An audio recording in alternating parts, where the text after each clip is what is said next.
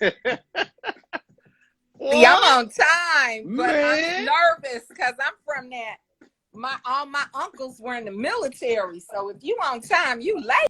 Golly. So I'm like, Yeah. am I late? Am I late?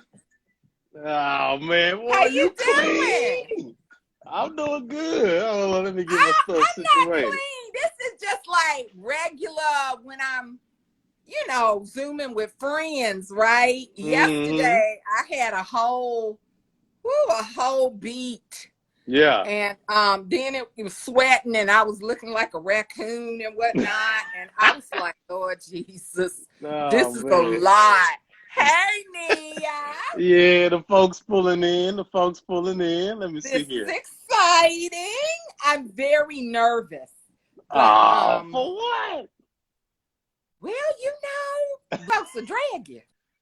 Oh, If you don't do stuff right, black folks are like, she said and the this oh and the man. that and the other. And I'm like, oh Lord, oh Lord. So You hold on, good? Because I'm trying to see if I while got the we're right Wi-Fi situation. waiting,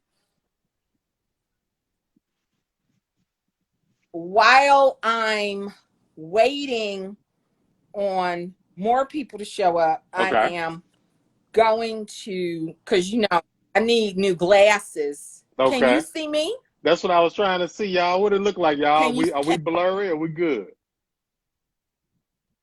I might need to get out my Wi-Fi. It might okay. be me. Let me see.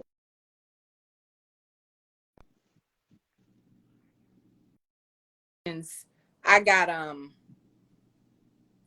a link to my phone. I forgot what they called it. It's probably gonna Hold get on. right now because I think it might have been me. Okay.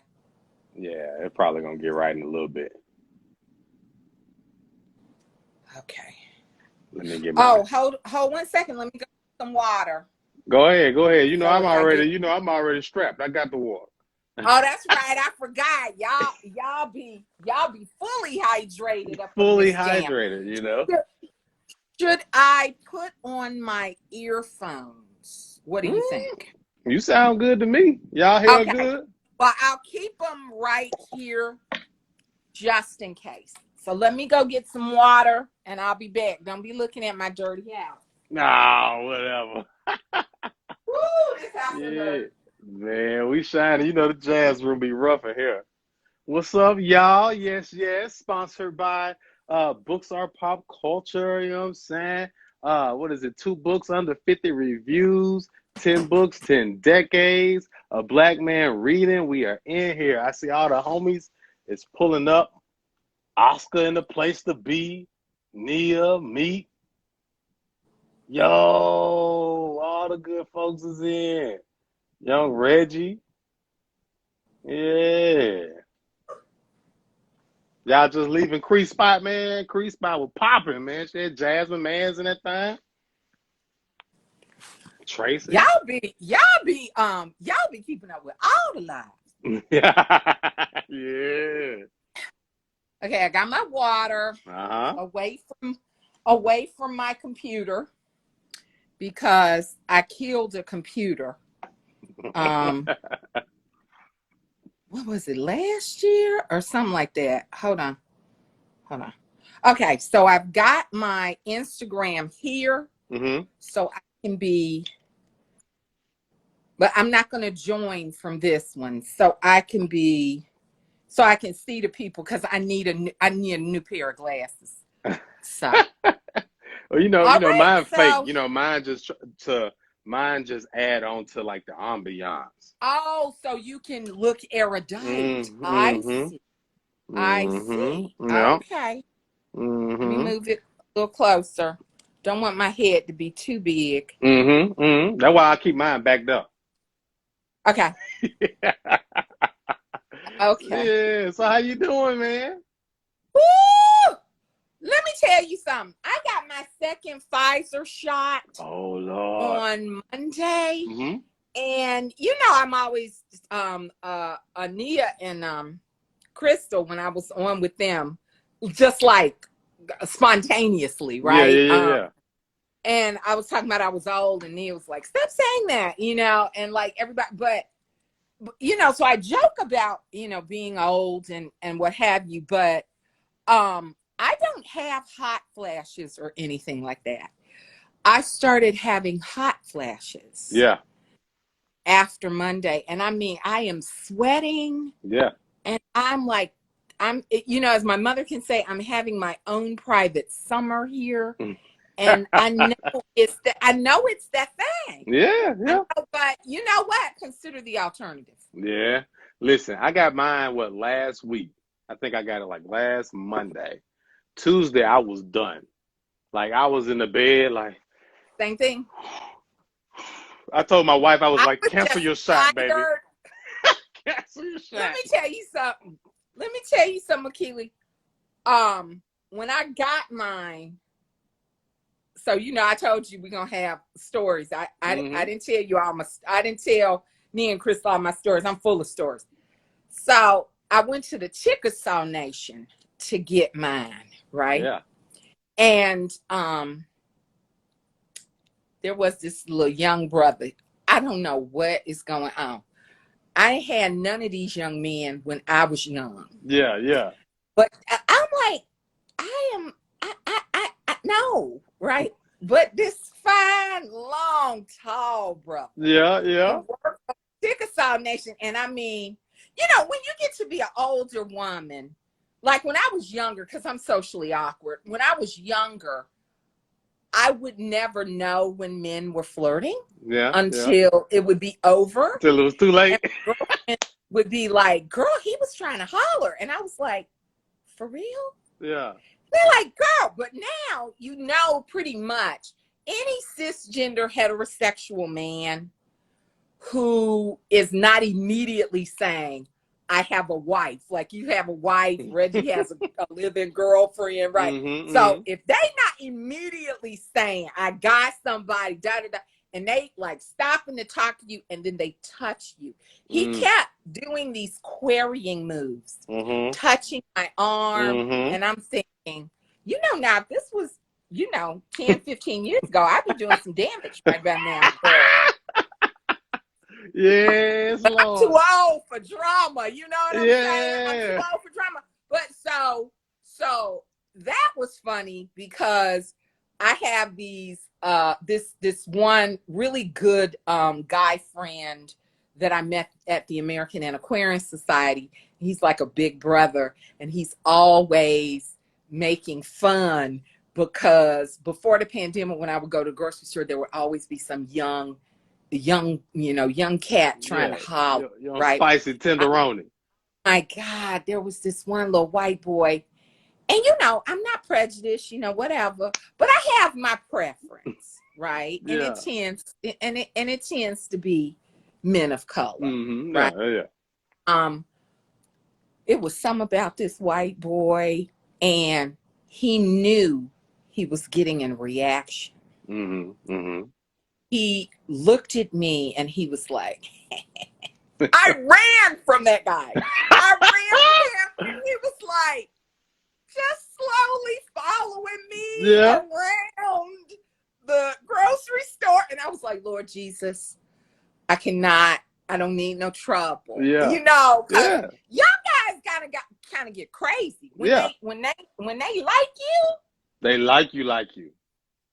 Honey, and they are like, oh, we gonna be together. That's the way young dudes are. They like they ain't playing. They like, we gonna have a relationship. Reggie said you in a mandemic. I'm in a man. But the thing is, when you're about your coin, I just don't have time for all of that. I mean, and I'm also one of these kind of people, and I know maybe people will make fun of me saying this, but I'm somebody where I'm like, if the Lord means for me to have somebody, He gonna send me somebody. And I don't chase men. Yeah. I don't chase men. And I said I wasn't gonna talk bad about my ex-husband, so I'm just gonna say this. He looked so good to me. Well, but the Lord You know, I got a question in here floating around somewhere. Right. But the Lord, don't call me. Okay, I love you so much. Don't call me auntie. Don't do it. Don't do it. Don't do it. If your mom ain't my sister or your daddy ain't my brother, don't call me auntie. I don't do that. Okay. I love you so much. I love you. I love you. Heart emoji. Don't do it. There's 5 people who can call me auntie. You got 5? My mentee, Oscar Enriquez, beautiful poet. Mm-hmm. And I don't let no white folks call me auntie. That's just too racially problematic. My mentee, Oscar Enriquez, who's like a baby genius. Yeah. He calls me auntie, and I call him nephew or sometimes Tio, right? Not Tio. Mm-hmm. You know what I'm saying? Yeah, we with you. And then Regina Bradley. Okay. The scholar and creative writer. Mm-hmm. And she's from Albany, right? And we both from the dirty, right? Mm-hmm. We both from the red clay. She calls me Auntie Annie and I call her niece lady. Okay. That's I see where you're going with that. My actual niece, Gabby, my actual nephew, Toussaint, my actual nephew, Mike. That's it. Okay. My people can call me auntie. Nobody else. Yeah. You can call me Miss Honorée if you want to be respectful, but you know, and people pick up stuff online and then run with it. Mm-hmm. Okay. And I'm like, you can run that right on back. Hold up. So, got it. Lie with Miss Honorée. Right. Jared, y'all better stop calling Honorée auntie. She ain't related to you. Thank you so much, Reggie. Thank you, young blood. Thank you, young blood. I appreciate you. Let me tell you something. You and Reggie are the hype men of the 21st century. Of the 21st Y'all century. make me feel so good. You, Reggie, Nia, and Crystal. I'm like, I'm so lucky to have met y'all. Y'all always make me feel so good. So anyway, you said you had a question about getting married. Mm-hmm. Let me see where. Well, you know, Did you read Senegalese tea? That was the point? Yeah. Senegalese tea, and then there's another one called, I forgot. These are poems that were outtakes from the Age of Phillis. Okay. So I have about 20 to 30 outtakes that didn't make it in the book. Really? So I had, let me see where it said. I lost my notes. What my notes said? There they go. Okay. Let's see. I know you got tabs.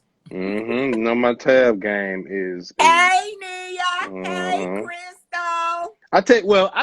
Let me say that one. I got my first question. Okay. Because, you know, we were talking about pop earlier. Mm-hmm. I just want to know, who are your top 5 MCs? Oh, well, now, you know, I'm old school. Mm-hmm. So, and I don't mess with Pac. No offense. Mm-hmm. I know. You know, I know. We know why. We know why. It's, you know, it's a Me Too situation. I don't mess with Pac. No disrespect to, you know, to people who, you know, because I have my exceptions. Like Miles Davis used to beat women. Used to beat Miss Cicely. Yeah. But I still listen to Kind of Blue. You know what I'm saying? Yeah. So, you know, so everybody's got their exception. But my top 5 would be Rakim. Okay. Oh man, now that I'm on the spot, right? Okay. Rakim. Shoot. See, it just went out of my head. Oh. Mos Def. Okay, I thought I remember you saying Mos Def. Yasin Bey. That's my boo. Okay. That's my boo right there. Guru. Okay. This is old school. Guru, is that Gang Starr? Guru was from he was in a group. Is it Gang Starr? gangster. Okay. Yeah. Okay. He's passed. Two more, because I'm not a huge hip hop fan, but I have the hip hop that I like. It's not one MC. Jam Master Jay and you know what I'm saying, and the Furious Five, Grandmaster Flash, Grandmaster Flash, and the Furious Five. I grew up on that, and then I forgot. I don't. That's it. It's only four. You had I'm yeah, not you a said you had Jay. four. I rock with Jay-Z, but I don't like Jay-Z. Okay. Yeah. Jay-Z give me misogynist vibes. Yeah. No offense. And I think that was a part of what you were saying about like Pac, aside from from what he did and what he went to jail for. Well, the whole thing was he went to jail he was having sex with a woman, and then he let his boys in to, Mm-hmm. And I think that people need to understand that just because a woman is free with her love does not mean that she doesn't have a right to say, I don't want to be free no more. Yeah. I mean, even if you with a man in a relationship, he got to get permission every single time. Sometimes you just want him crawling on you. And sometimes he don't want you crawling on him. You know what I'm saying? You married, you know the deal. You know the deal.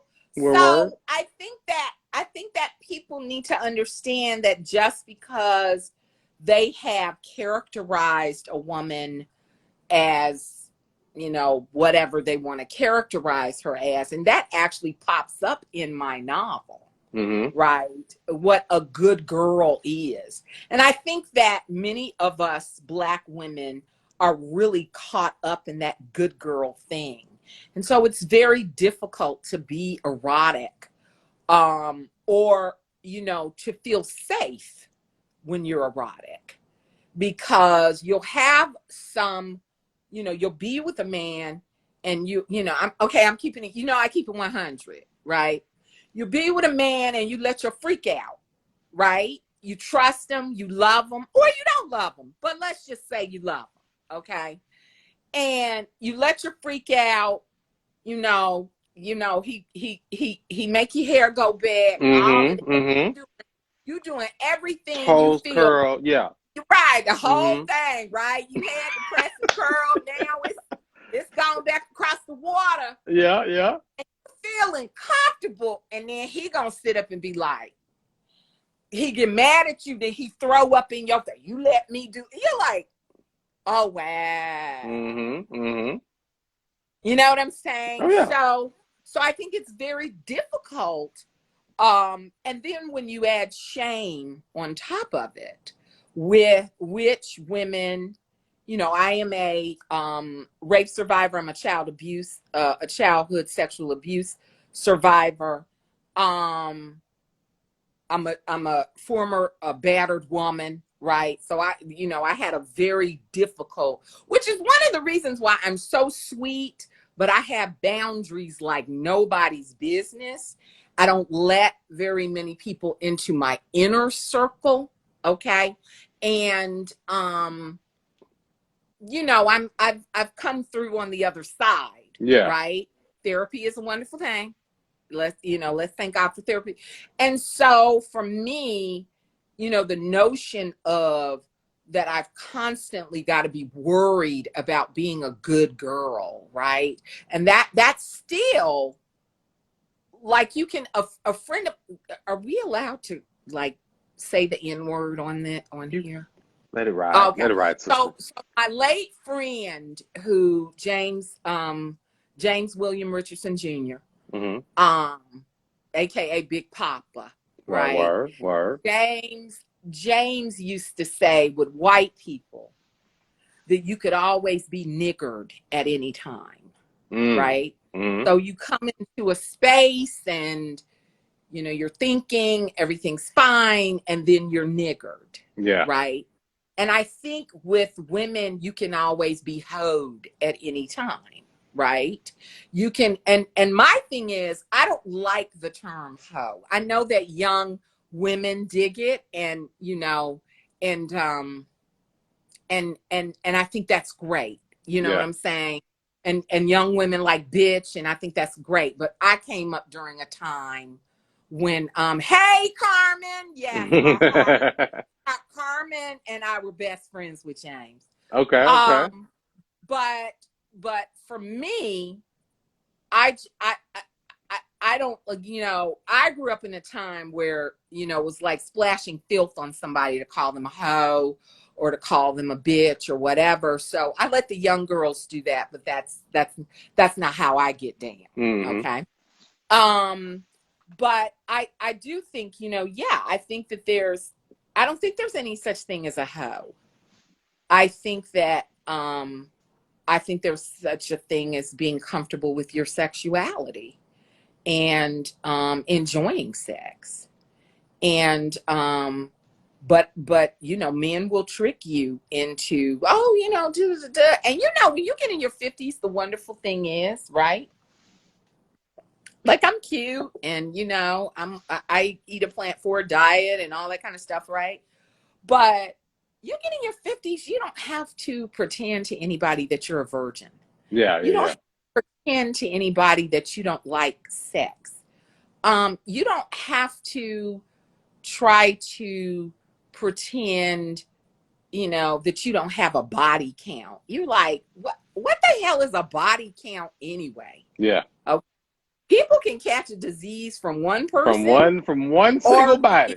STD free from 100. Okay. So that whole notion of body count is not really about disease. It's about, or danger of disease. It's about shaming women, because people don't really care what a man's body count is. Yeah. Right. So that was the thing that I had with the Tupac situation, was that he betrayed that lady's trust. Yeah. He betrayed her trust. And my thing is if you're gonna look at a woman as a hoe or dirty or whatever, don't put your penis inside her. That's my thing. Once you put your penis inside of her, then you are in her world and you become what she is. Okay. So then you want to push her aside after, you've done whatever you want to do. I just think it's patriarchy, la, la, la, la. It's patriarchy. Yeah, right? yeah. I think also that women who do not want to participate in patriarchy are punished. And I don't participate in that. Listen, I don't participate in that. My thing is, I know who my master is, and that's the only, and I don't really feel like God is a man. It's just because, I had problems with my own daddy. Brilliant man, in so many ways, but not the best daddy, but that's an old story. Yeah. But I feel like, I say he because I need a daddy. I need a father.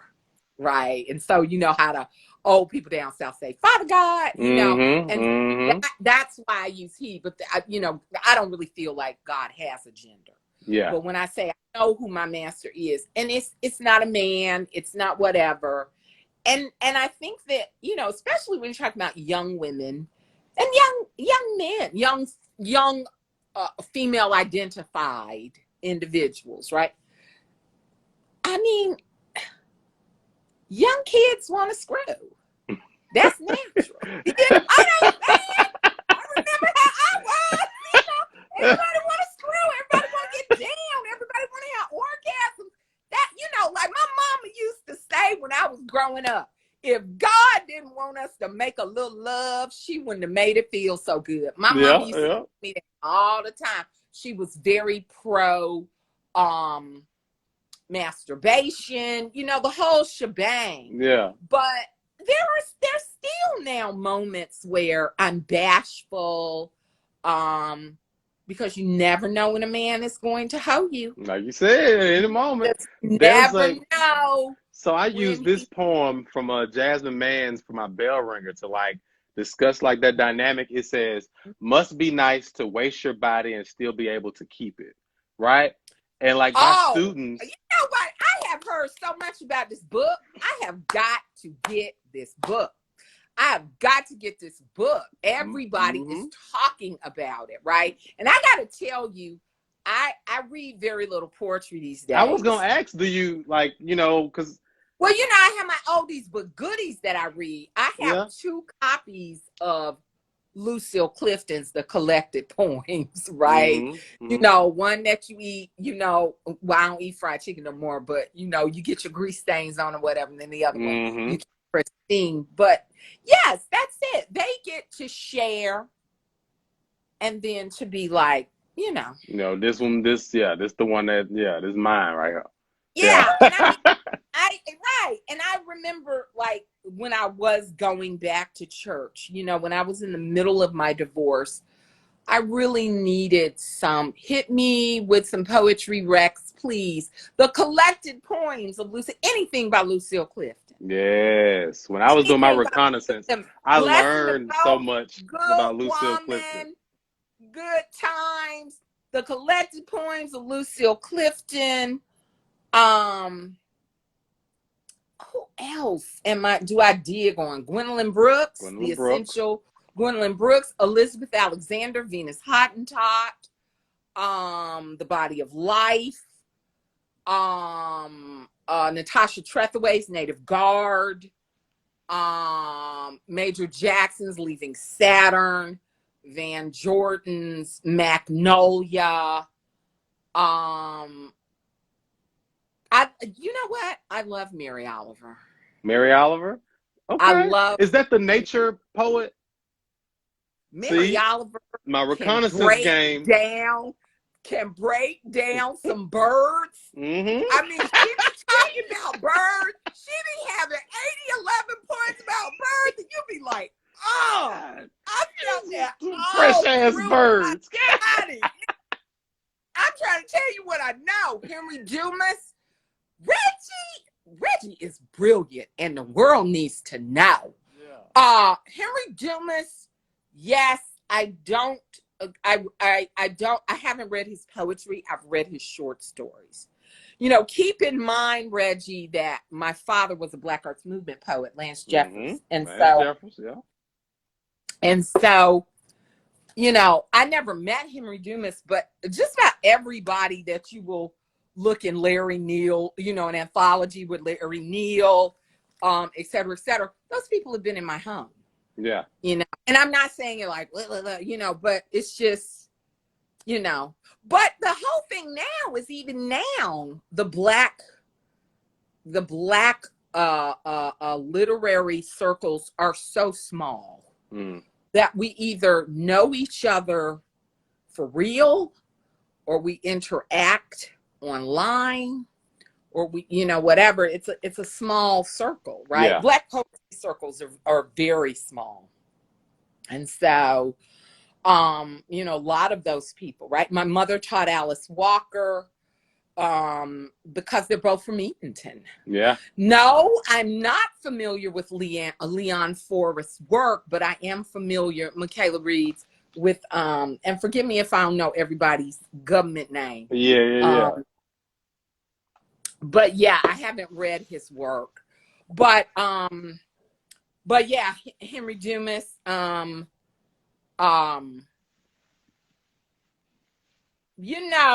Howard University was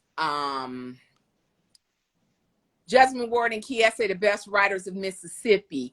I would say I think we should be adding What you got? great Richard Wright. Yeah. Kiese did a thing about Richard Wright's The Man of the Underground today that I was watching. And I was like, wow, I'm reading Black Boy right now. I love Kiese. I love Jasmine. I love the both of them. They're brilliant, but they're also very accessible. They have great generosity of spirit. Yeah. And I think that's wonderful. That when you meet people who are brilliant and incredibly successful, but who also have this like great generosity of Man, spirit. they both, like you said, they stay giving like it's They really crazy, do. man. Like, yeah, Mhm. you're absolutely right. But yeah, I'm reading But Richard we Wright do right that. now. Jerry Ward was on that thing too. Jerry Yeah, Ward and my dad like best friends. yeah, And I've known Dr. Ward since I was like 3. yeah. Dr. Ward don't take no prisoners. You got Listen, to get your mind right, because Dr. Ward will call you on it. But listen. that's because he taught it in HBCU. That what it I mean, is? I saw him posted yeah. in there. It was him and who was the guy that was on the left side? Because you had Kiese right here. I You don't had know. Kevin Powell right here. Okay. Julia Wright and Jerry Ward. And I can't remember who the Uh-huh. but I think he was a poet. And that it was in that bottom left. I can't remember who it was. I don't know some of these folks. Yeah, yeah, yeah.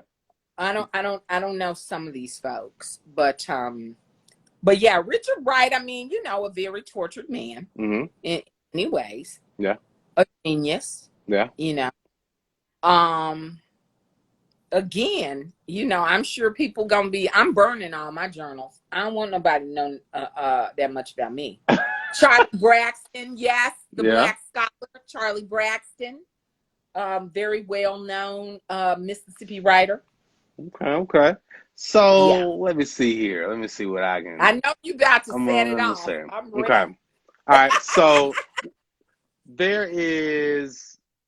Well, I I should got my ask this, books, but both I'm of gonna them. hold that one. So I was looking at the Okay. 2004 article that me and you were talking about earlier, the speaking from a creolized environment Hmm. interview that you had, right? Where you had That to. interview got me in a lot of trouble. Yeah, yeah. And even though it's been almost 20 years, people don't really understand that, I was in a place then.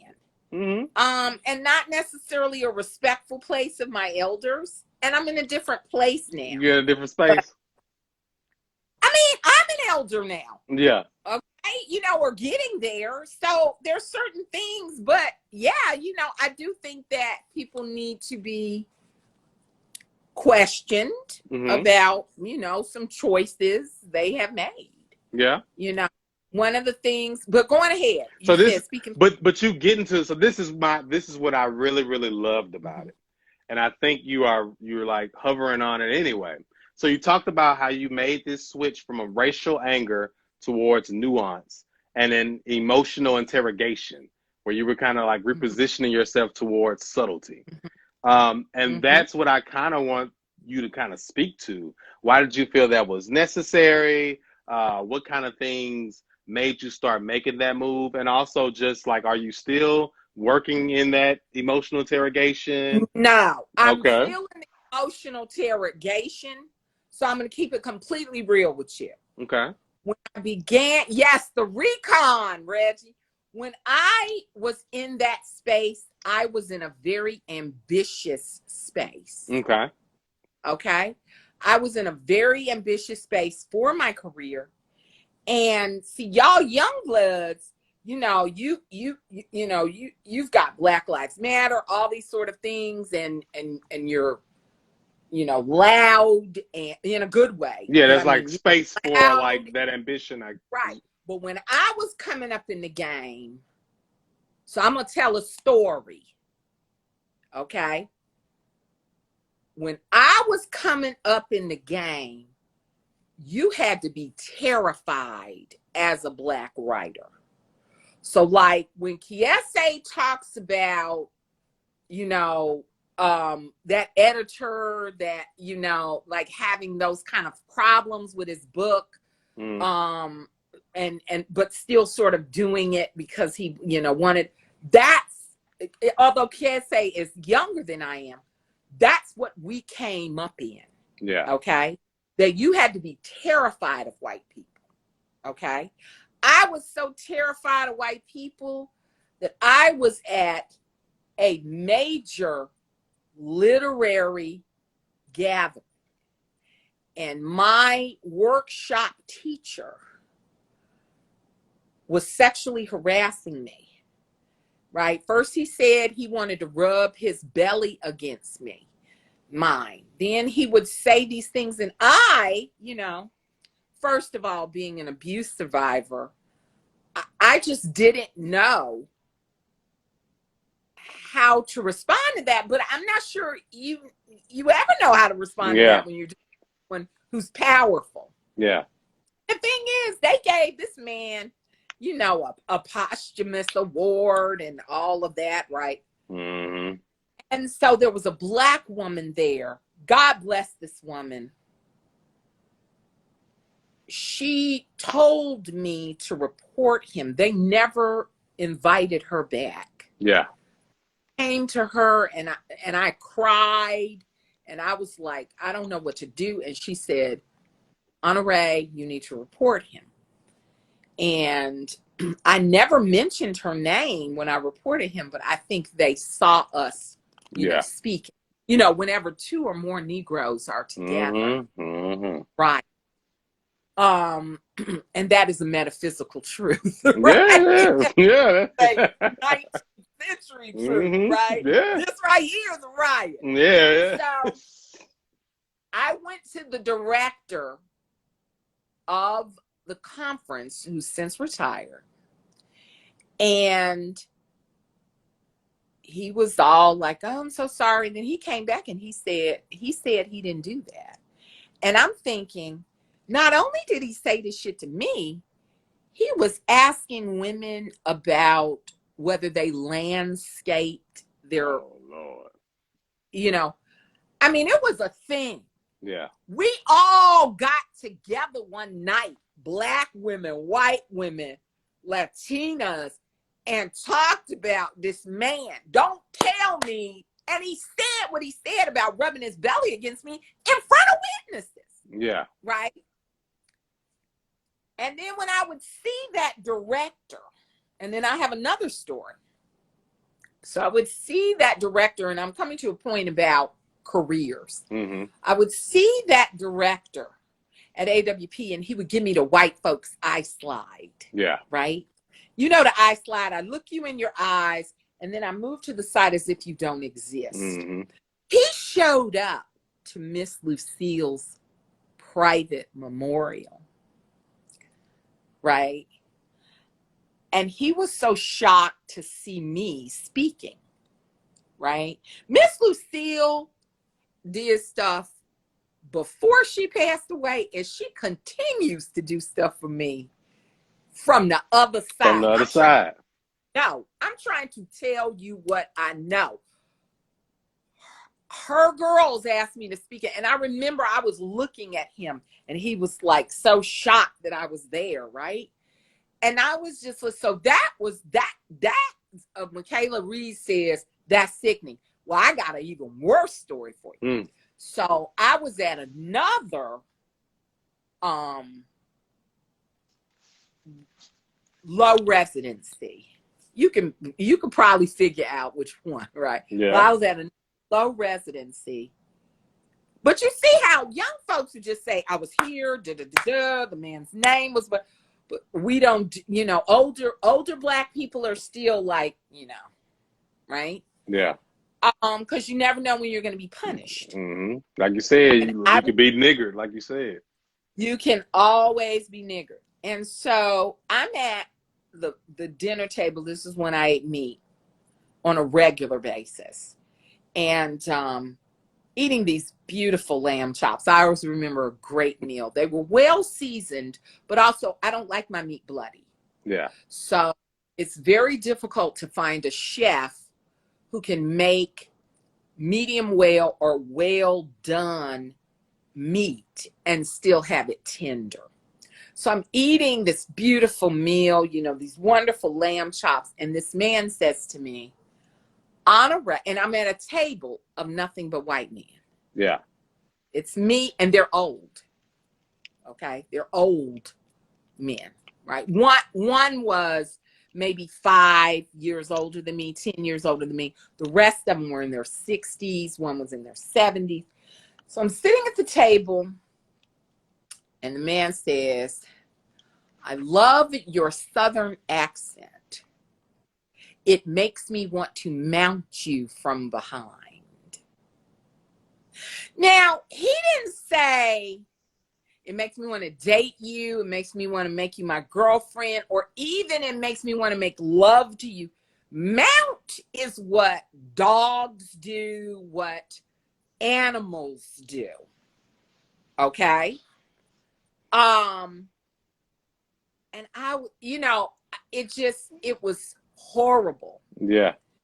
And I was so ashamed, right? Even though the shame was his, but he was giving me his shame, right? He was giving that. And, and that's what I'm thinking. Can I cuss? Oh, yeah, you can. Yeah. I'm thinking, motherfucker, has this worked for you before? Yeah, it's just like why do you? I don't even respond to A Shorty, and you gonna sit up and say, "Mount me from behind," and I'm supposed to be like, "Ooh, daddy," and I'm like, So I didn't say anything, but that wasn't enough. So the other white men, I was just gonna say, what were the other white men doing? They wanted me to participate in this, right?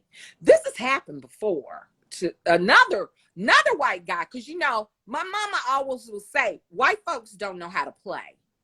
Okay. Now my white friends do. My white friends know, don't put your hand in my face, don't call me a bitch, don't do right. They're trained. Okay. The same way that I know how to be trained with my LGBTQ friends.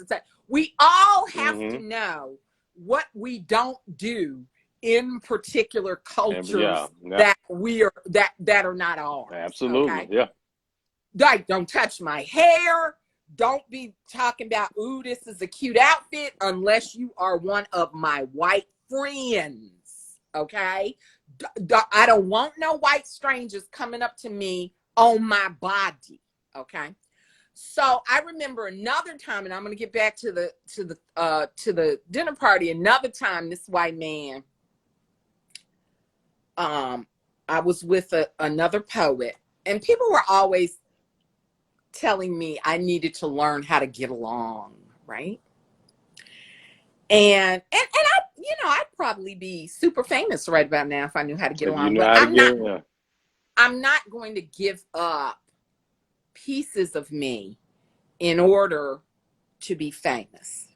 Okay? Because that stuff takes a toll on your spirit. But I remember I was with a friend, and she was like, you need to learn how to just keep your head down and and I was like, you let these white folks rule you. They don't scare me. I know who my master is. Right. Yeah. I always say that. I know who my master is. When I'm ready, when it's time for me to die, whatever. You can't live your life in fear. I've done that. Like them old folks said, they ain't got a hell of heaven to put me in. That's it. Mm-hmm. So, and as my mama can say, as long as my head is hot, that's the way that I'm going to do things. So he had asked us to go to dinner with him. And, I'm the type of person, when I'm at a conference, I see people, they be walking around all day at a conference or whatever. That ain't me.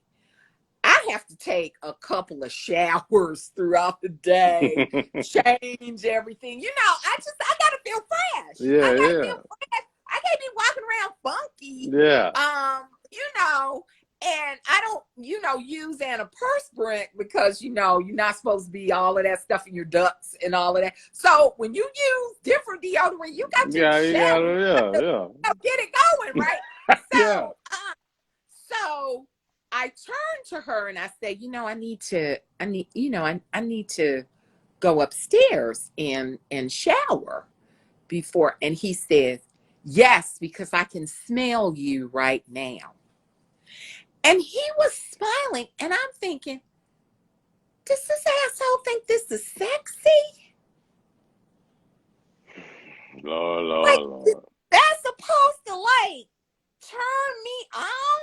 And the way he was doing it, I think he was. I think he thought, yeah, thought he was killing it. And this is what I do. I turn to my friend and I say, you know what? I just got a migraine. I really need to go lie down. Do you know that man to this day will not speak to me? Yeah. Because he knew that what he had done had been insulting, right? And I don't know if they do this with white women, but I think that white men need to understand something. Given their history, they need to be overly gentlemanly when they're coming on to Black women. You don't come at me, right, like a brother would come. Even with a brother, I'm like, respect me. Respect my womanhood. If you can't respect my womanhood, you need to move on. But especially with white men, I'm like, don't touch me. Don't do whatever. You need to be spending more money. You know what I'm saying? And you definitely do not need to insult me. Yeah. Okay. So to get back to this mounting from behind you, the other men, they weren't going to let my ladylike silence stand, right? And that's the thing. You learn as you get older. You can't achieve out of sexism. You can't achieve out of racism. Yeah. You can always be niggered and you can always be hoed. So they say, what do you think about that, Honorée? And I said, I think these lamb chops are really delicious. Now, I'm trying to be a lady. You doing your best. I'm doing my best. Instead of what I want to do is get up and turn that bitch over. You know what I'm saying? Just like turn that table over. Yes, you know what I'm saying? Yes. And he took my name off the poster. Oh my Lord. My name was on the poster. And then, but you know what? I don't worry about it. I'm not trying to be ugly. He later committed suicide. No. Right? So the mountain guy? He later committed suicide. And now my name is back on the poster. But what I realized was he wasn't you learn, this is the old Black people thing. You learn how to have compassion after people have died. Yeah. Right? Yeah. He wasn't a happy man. Right? And there was something about my warmth and my kindness that he couldn't accept just as warmth and kindness, right? And anytime you get people where the first thing they do is sexualize kindness, that's somebody that's had some trauma in their life. Yeah. He couldn't just say, this is a nice lady. She just sweet. It had to be, something. Yeah. And I think that's the thing. When you're writing characters, you can be compassionate to them. In real life, you want to stab them through the throat. Mm. But when you're dealing with characters, you learn, and after people are dead, you learn that, people are trained to be, you know what I'm saying? People are trained. You're so welcome, Michaela Reed. Oh yeah, sexism and racialized sexism is rampant. It's especially rampant in creative writing because a lot of times there aren't any boundaries, okay?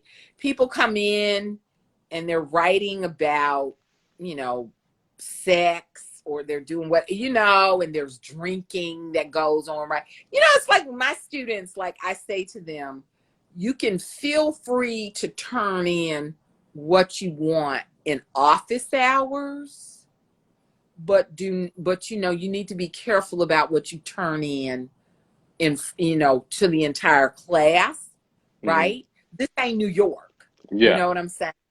But when you get in your 50s, you look at these kids, they're 19, 20 years old, their frontal lobes aren't fully formed. I don't want to read about their sex lives. Yeah. I'm not interested. That's nasty. I don't know that much about them. Yeah, You yeah, yeah.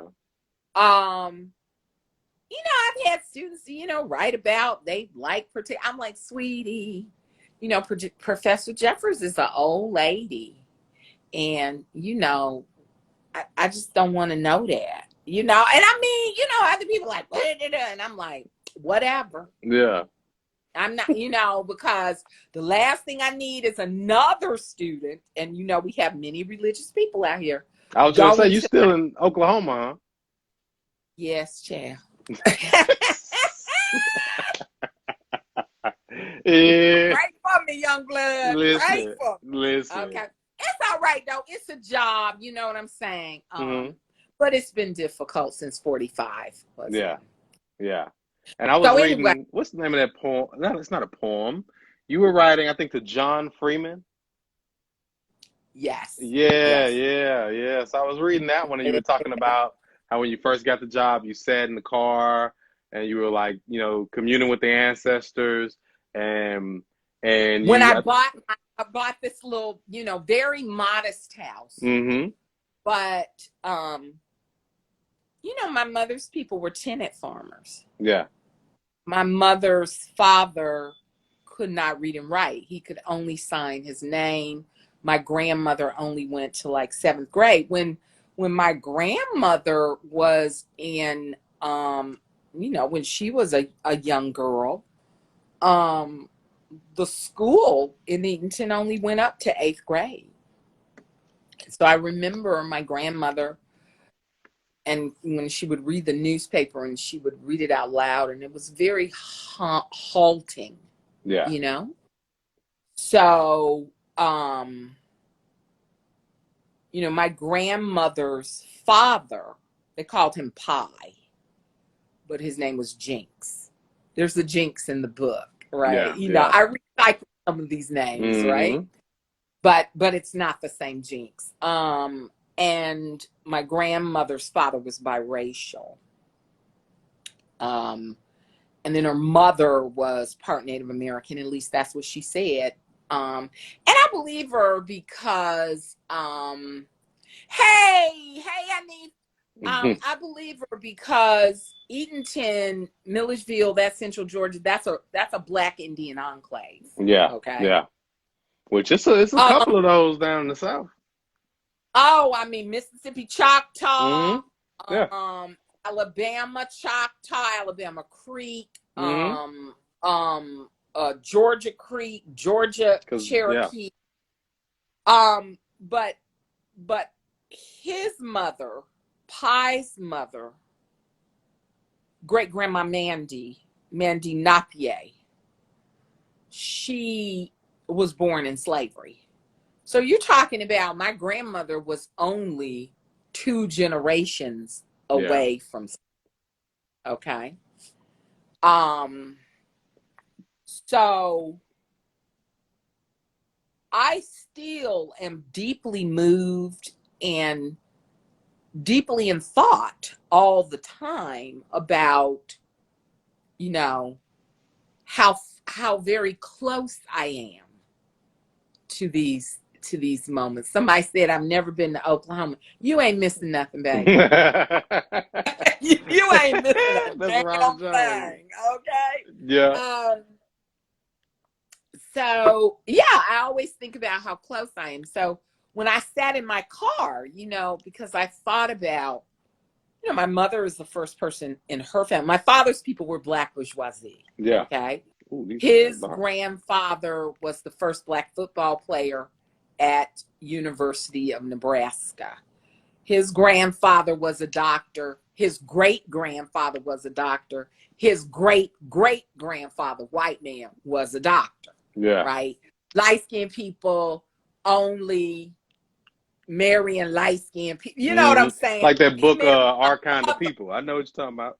You know what I'm talking about, with the good hair and all of that. And then when he married my mama, that didn't go over with. Mm-hmm. So yeah, but to know that that I owned a home, but also this home that I owned, sits on Native American land. Yeah. This is actually now a Native American reservation after a Supreme Court decision.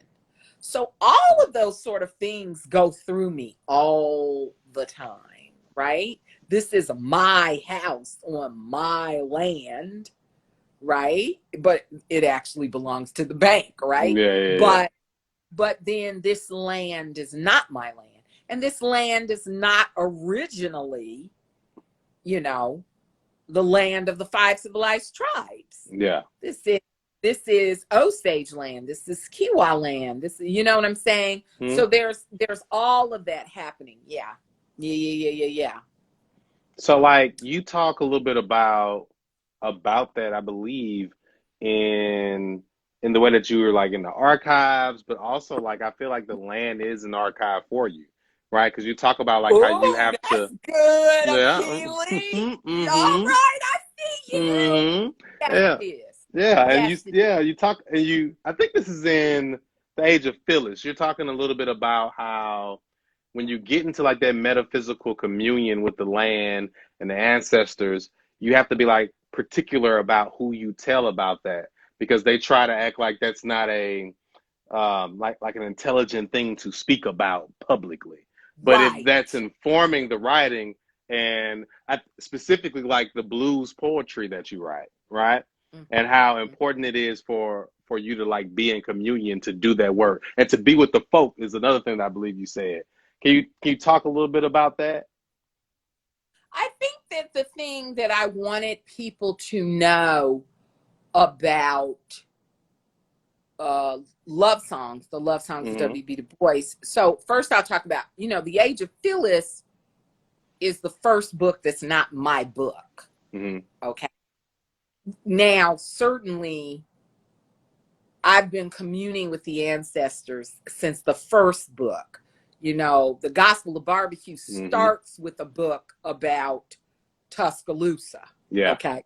The Black Warrior. And that's a vision poem. So you can sort of see the portions of the poem that are vision verses, right? It's the same thing in love songs. The songs are written very literally in the other parts, right? But the Age of Phillis was for Miss Phillis. Yeah. Was for Phillis. You did some work in that thing, man. Well, you know what? Was it 15 years? Was it like because people hadn't been doing her right. Yeah. Right? So I'm like, when you come at this again, if you can't do better than me, then you need to step back. Yeah. Okay? Because she is the mother of African American literature, and she deserves it. She is worthy. Yeah. Okay? And you got people where they were using her as a point of departure to say, okay, back to me. Right? Yeah. And I'm like, no, baby. This is her moment. Okay? You have to, this is her moment. This is the ancestors' moment, whatever. And so New England is not my land. Yeah. Okay. But one of the things that when I was writing, when we talk about land, the notion of rupture from Africa, that land, is incredibly important. Yeah. And I don't have a romance with Africa. Yeah, you said that Miss Lucille like reignited that for you because you were like, combative with that, and yeah. I was very combative, and I won't say it was Miss Lucille when I wrote that essay. Go back and fetch it. Right? Right. That is a literary theory, the Sankofa poetics that I came up with, right?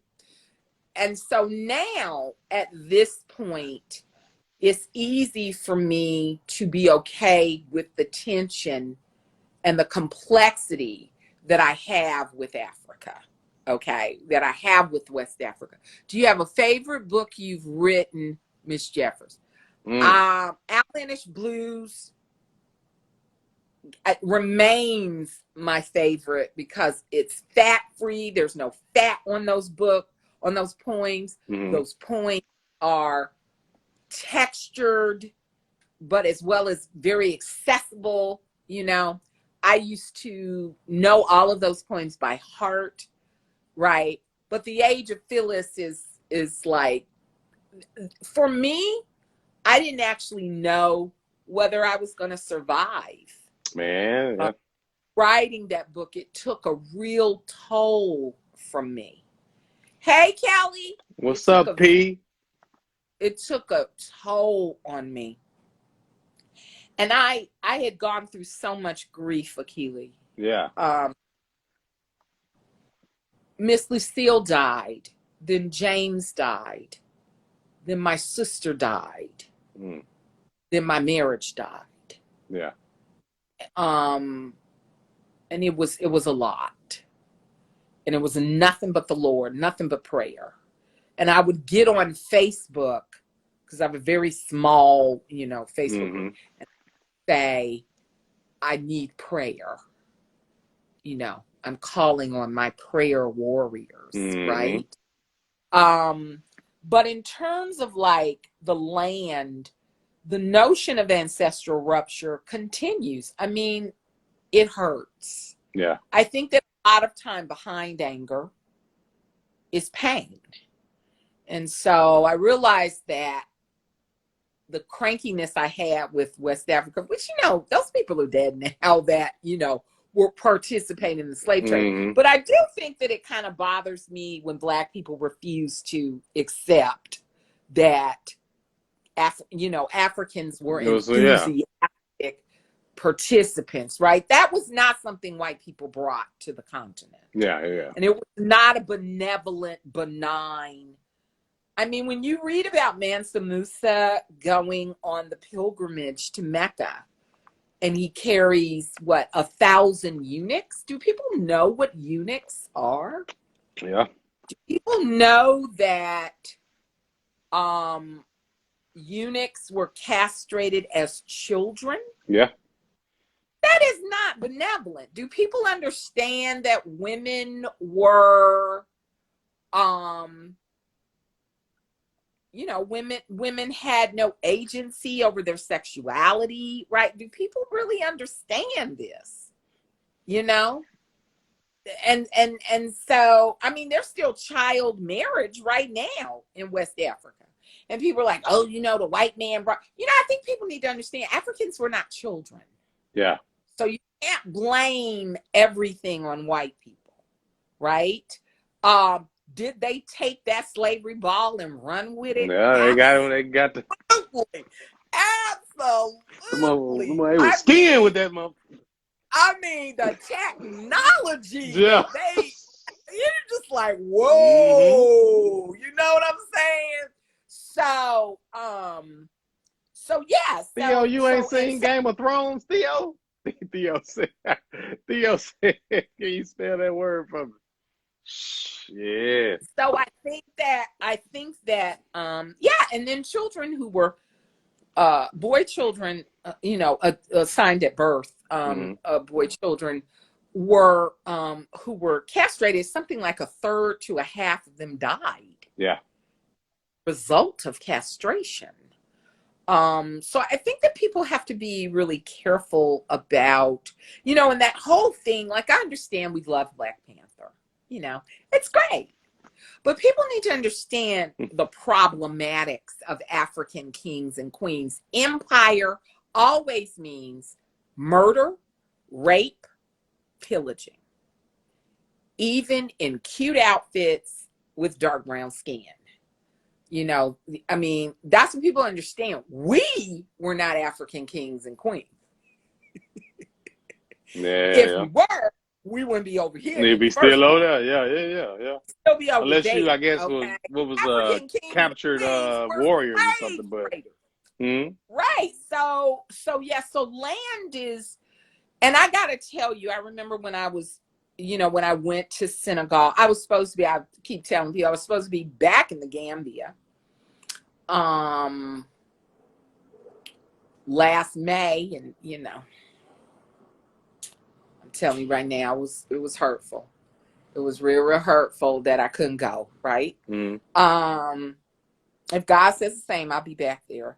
But when I went to Senegal, I didn't expect to feel anything. And I really didn't. I mean, that's not my landscape. Yeah. You know? But I remember there was a moment. We were in St. Louis. And St. Louis is a big slave trading area in or used to be a slave trading area, right? Where they would have African women who were the land wives, right? Yeah. Of European slave traders. And so we were at Hotel Cap St. Louis, and they call it the Petit Cote, right? The small, you know, like you have the Côte d'Azur, right? In Africa, they call it Petit Cote. And I go, you know, the beaches are really good. Now, in other places in Senegal, the beaches are filthy, right? But you have other places where the beaches are very pristine still. And I start walking into the water, and it was like two hands were on my ankles pulling me, and I started getting vertigo. I back away from the water. Everything's fine. Yeah. I walk into the water, pulling me, and vertigo. I do this several times because I'm like, this is before I really understood, right? Or really accepted. And I said, something's wrong here, right? Something's really wrong. And I just got out. I mean, I was like, you know, and so that land is, and you know, there's a lot of conflict, right? But in terms of the Georgia land and love songs, it is an archive. Yeah. Right. And the land is an actual main character in the book. Yeah. And I would argue that there's a tug of war between who the true protagonist is in love songs. Is it Ailey or is it the land? Yeah. Right? Because the land remembers. And that's the thing. It doesn't matter what happens. The land has a memory. I truly believe that. So yeah. Okay. So you mentioned this too when we were just talking, but like some of the things that were occurring to children, because you talk about the fact that sometimes I guess like the media presents it as if there were adults that were taken, right? But in reality, they were children. And I'm wondering when you're very young people. Yeah. So when you're doing the archival work of like uncovering Miss Phyllis Wheatley Peters, and then also creating those poems, Detention, right? What are you? Well, that's a found poem. Yes, that's a poem that I actually just lifted out because I wanted people to think about those little kids stay with me every day. Yeah. Those kids at the border, those kids stay with me. And those kids, there are some of those children have been trafficked. Yeah. That's what people don't understand. They have been trafficked, and then others have probably been sold, the ones that are white appearing, allegedly, you know, have been sold to people who want to adopt white children. And the reason that I put those, you know, poems side by side, like side by side, yeah, is so people could understand that this is ongoing. I didn't mean to interrupt you, but yeah. Yeah. It's most of the people who were trafficked were males. Okay. And then I mean there were, you know, plenty women, but more males than females. and very young people. Okay. So, you know, teenagers, very young adults. And you got some children too. And the thing about that people need to understand is that there was, I mean, you know, there was no respect for childhood back then. Like when you think about in Georgia, for example, in the 18th century, Georgia, Virginia, several of the southern states, the age of consent was 10, right? But when you begin to understand that the average age of menarche, of first menstrual period, was 14, 15, 16 back then, that's just, I mean, it's already nasty, but then it's just incredibly nasty, right? But yeah, people were marrying little girls of 10, 11. Yeah, that Oh, that right. happens in love songs too. Early. Yes, Mm-hmm. right. Mm-hmm. And right. People with Miss Lady. Yep. So people are doing that, and we have to understand that if the age of consent legally for white children was 10, what was going on with black children? But you know what? There are very few studies. There's Wilma King's Stolen Childhood, right? Let me type that in. And then there's Incidents in the Life of a Slave Girl by Harriet Jacobs. But people keep insisting on calling her a young woman, right? Do you notice that they adultify black children, right? Absolutely. 14, Yeah. 14 is not a young woman. Yeah. Okay, that's a kid. That's a child, right? So, but there are very few studies on slave childhood. Very few. But I remember, you know, I don't know if you remember this, because I know just about everybody black I know has read Incidents Like Slave Girl, where there's this moment where she's talking about her brother. Yeah. And her father calling her brother at the same time that the mistress calls him, and the little boy is going like this. Yeah. The father says, you should be if I ask you, call your name, you should walk through fire to come to me. And I think, but how confusing is this? Mm-hmm. Right? How confusing is this? And so I think that that's the other thing that, and it's pissed off some people. You know, I'm not trying to act like I'm all that, the Age of Phillis, but it has pissed off some people that I am completely committed to destroying that narrative about Susanna Wheatley being the mom, this, that, and the other, and the erasure of her mother. Yeah. And people acting like, you know, how extraordinary Susanna Wheatley was to take in this little black girl. And I'm like, she's still enslaved. Like you say that a few, yeah. And love is every child's birthright.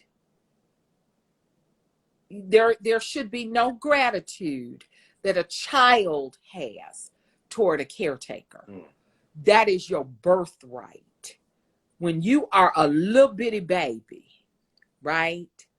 That is, you should be, whoever is taking care of that baby should be like, I'm gonna do this, this, this, this, and this. That, you know, and you get a lot of people, you know, be like, I did da da da da. That was what you were supposed. That's what you're supposed to do. Okay.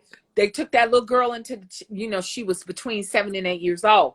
But the other thing, and I lectured about this at the American Antiquarian Society, and I found it really interesting because sometimes when you do these things, people try to deflect. So I'm lecturing about African kinship and lineage, African lineage and kinship. And I tell people, I am not the one who has memorized all the dates. I mean, if people think that makes me stupid, fine. I could say it makes other people stupid that they didn't notice what I noticed. Yeah. And that they didn't excavate what I excavate. But I'm not the person that's going to rattle off the dates and knows every variant of the poem and all of that, right? And so I don't do print history. Joseph Resnick does print history. Vincent Coretta is her biographer, right? But Vincent Coretta starts her biography in Boston. Okay. So, I'm doing this whole thing, and I talked about that when we look at this narrative, this cult of domesticity narrative about Susanna Wheatley, right? Which cult of domesticity has no room for poor women or women of color or Black women. Right. We are not in this lifted up womanhood. Yeah. Right. And I said that when we look at the framework for, how Miss Phillis's parents were erased, the framework is transracial adoption. Yeah. Right? Where white people will adopt children and go and live in an all white area and not think about what is the impact. And there's an article that just came out in the New York Times where this woman is like, I love my white parents, Black woman who's adopted. I love my parents, But the fact is that if you want to adopt a child, having children means sacrifices. Okay? And the sacrifice is you don't get to live in an all-white community, right? And have no Black friends. Right? You don't get to do that. Yeah. That's like when people say to me, it's not too late for you to have children. First of all. That's my business.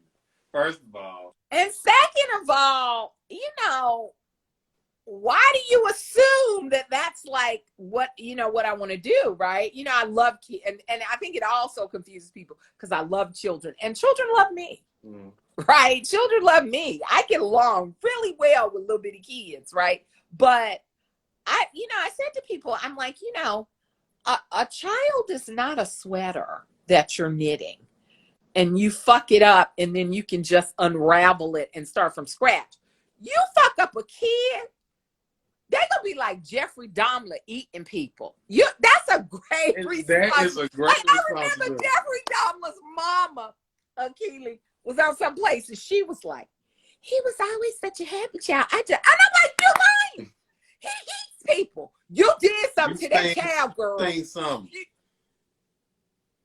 Don't tell me you didn't do something to that baby. Don't tell me how you get from he didn't carjack. He didn't sexually assault. He ate people. You did something to that baby. You did something. And some people don't need kids. And I've told people, I know enough about myself to know I didn't need kids. I don't have to. You know what? Let me tell you something. I have thought about this so many times, praising God that I did not listen to 2 or 3 of these Negroes. I want to have my baby girl. What would I be doing with a child up in the pandemic up in here? During the pandemic. I know people with wanted children, children they adore, that are like, oh Lord, this pandemic has been real hard. You know what I'm saying? You gotta know who you are. You gotta know who you are, man. Know right. thyself. So I think the thing with Susanna Wheatley is, and what I find really interesting is that as soon as she died, all these white people who were doing the woo-woo on Miss Phillis just abandoned her. Yeah. And one of the reasons they abandoned her is because she married a Black man. Mm-hmm. Yeah. Well, you do some work to they wanted her to marry African missionaries. Yeah. And that was the thing. They had decided who she was going to marry. And she was like, no, this is the man. And that is how this narrative of him as he wouldn't work and da da da da da da da.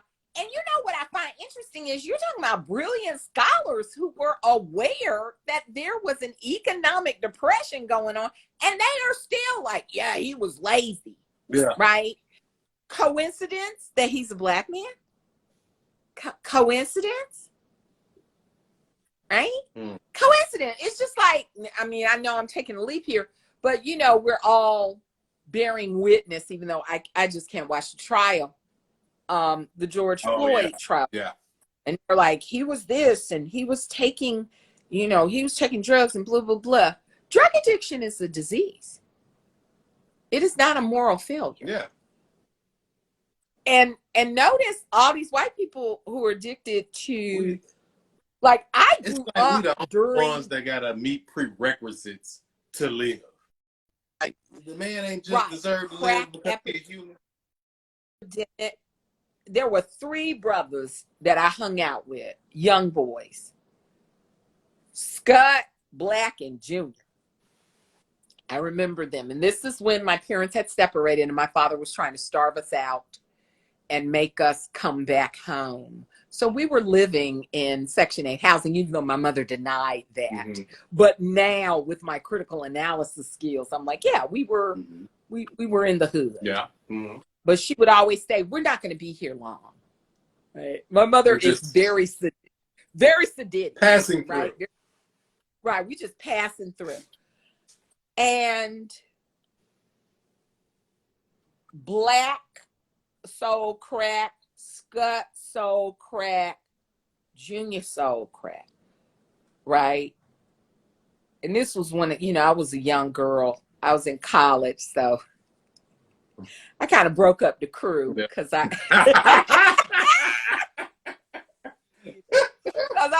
dated Black and then I dated Scott, right? You know, I broke up the crew. Hey, it is what it is. It happened. That, you know, they hollered. I answered, and then it was over. So they hollered. I answered. They hollered. I answered. And but I remember that neighborhood. I remember the police coming through. I remember the way that people made fun of crack addicts. I made fun of crack addicts. I mean, I'm going to be honest here. You know, we all made fun of crack addicts. You know, Dave Chappelle made fun of the crack addicts, all of that. But we now know better. We now know that addiction is a disease. And what I find interesting is the kid gloves that these young white people who were addicted to opioids, right? Everybody's like, woo, woo, woo, you poor thing. But apparently this sort of compassion is not extended to Black, you know, addicts, right? But yeah, I remember that crack addiction. I remember the crack epidemic. It was every brother I knew brothers that was selling crack to get through college. Yeah. You know what I'm saying? I dated this one brother, he was an alpha. Yeah. And he was selling crack, you know? Like everybody was doing what they had to do, right? You know? It was deep. It was deep, brother. It was deep, you know. Anyway. Listen. Okay. This is my favorite part inside of the Age of Phillis. So and it all kind of connects, right? Like, let me open up the book. Because I think you're like, were you writing the love songs in the Age of Phillis? Like, at the same time. Okay. So although I started the Age of Phillis in 2003. Okay. I've been writing, if I'm honest, about these people in Chickasetta for a very long time. but those parts didn't make it into the book. I have short stories about folks in Chickasetta. Used to be Coosetta until I found out there was an actual town named Coosetta. That's how I came up with Chickasetta.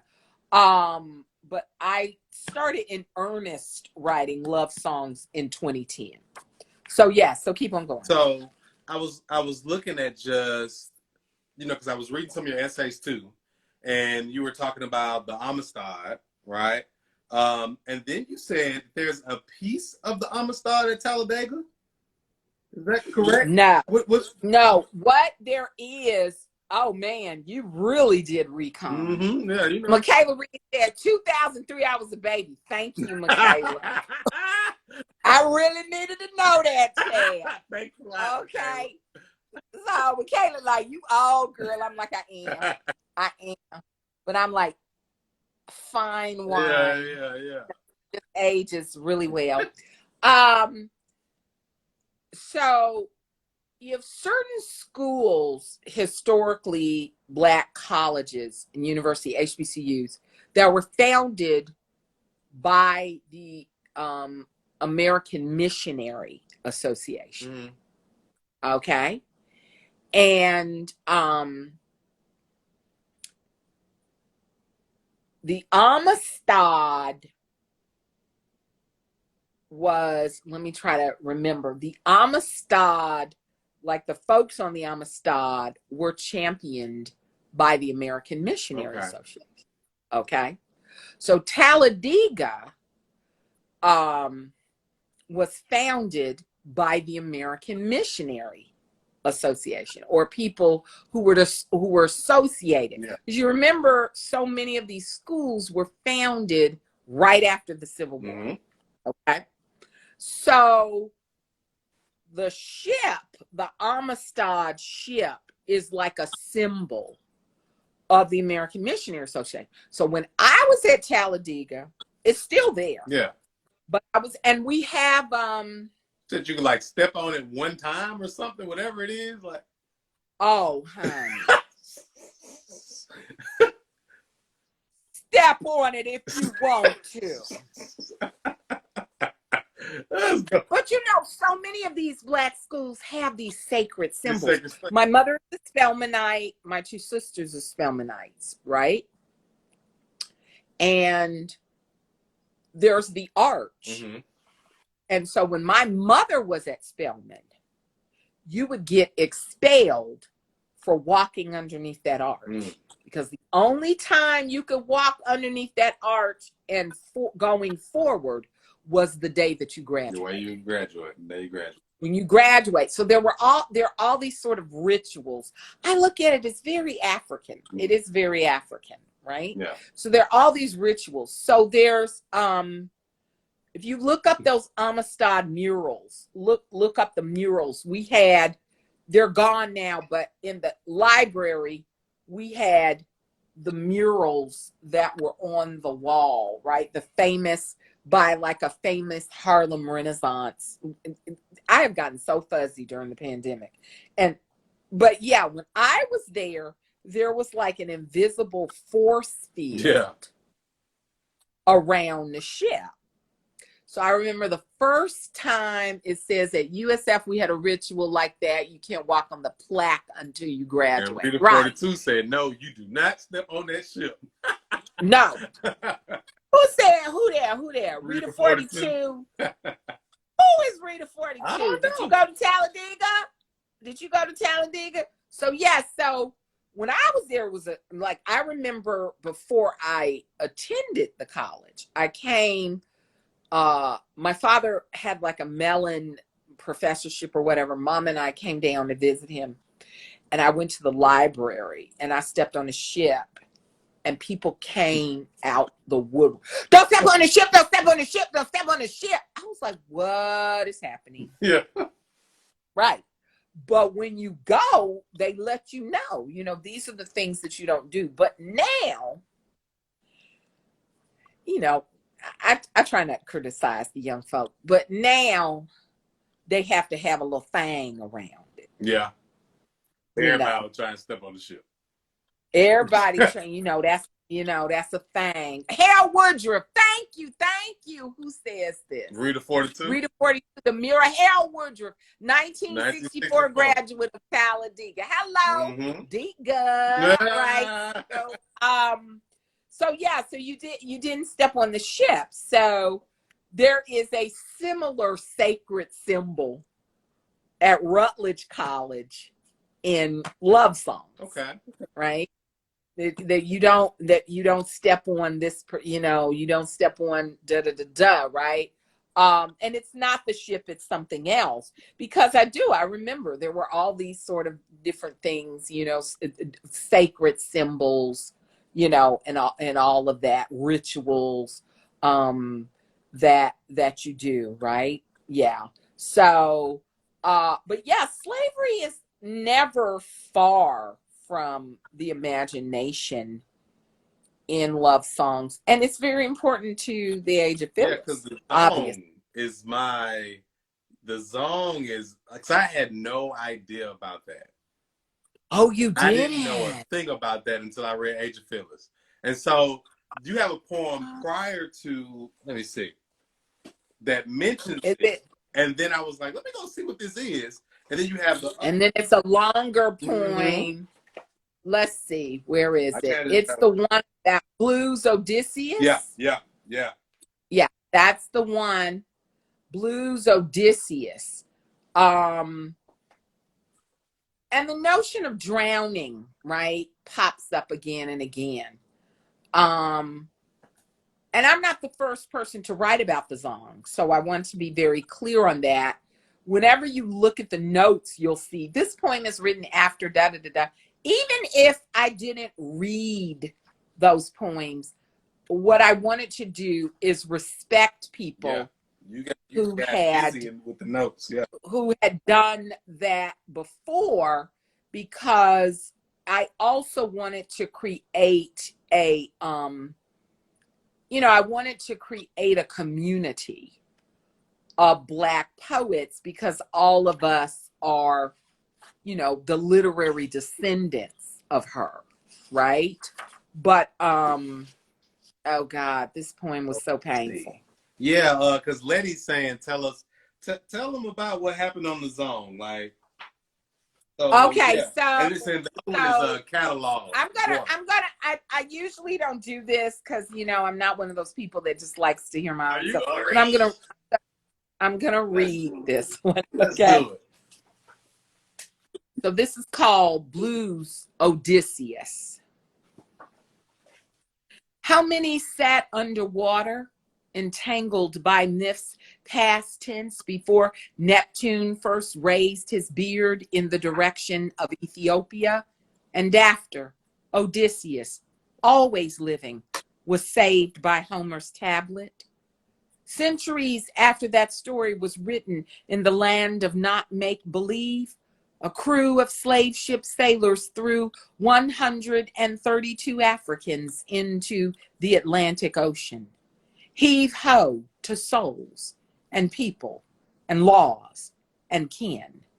But Odysseus lives. He always will, our great white hope before whiteness was invented, this hero who longs for the wood's sway.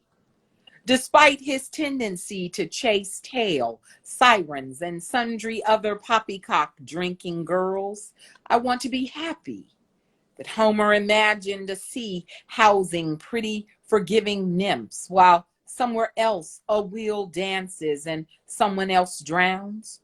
Sharks should pass Odysseus by, never imagining his taste. The gods shouldn't pull at his fate, now angry, now benevolent. I try hard not to blame that man. We all deserve our maker's love.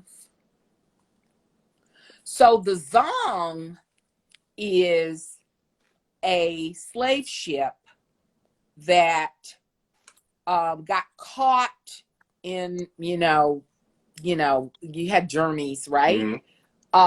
And this was not the first ship where they would dump cargo, human. Okay. Can I read the next one? Was that Catalog Water? That's on page 29. Catalog Water, the Zong, 1781. Oh, that's a lot. That's very long, though. Are y'all? I mean, I don't want to put nobody to sleep up in this joint. That's too long. That's too long. That's a long one. Listen. That's way long. That's the one. That's way long. That's way long. But the Zong, so they got caught, you know, in the Caribbean around Jamaica or whatever. And they said that what happened, the poem about the song ruined me.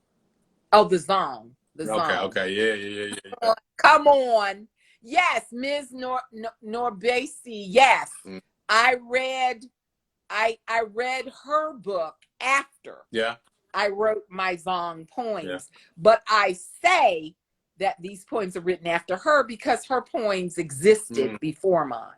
So I just feel like that's respectful. Yeah. Right? Yeah. Even if I am not in conversation with the poem, I want people to understand, right, the sort of vectors, right, creative vectors.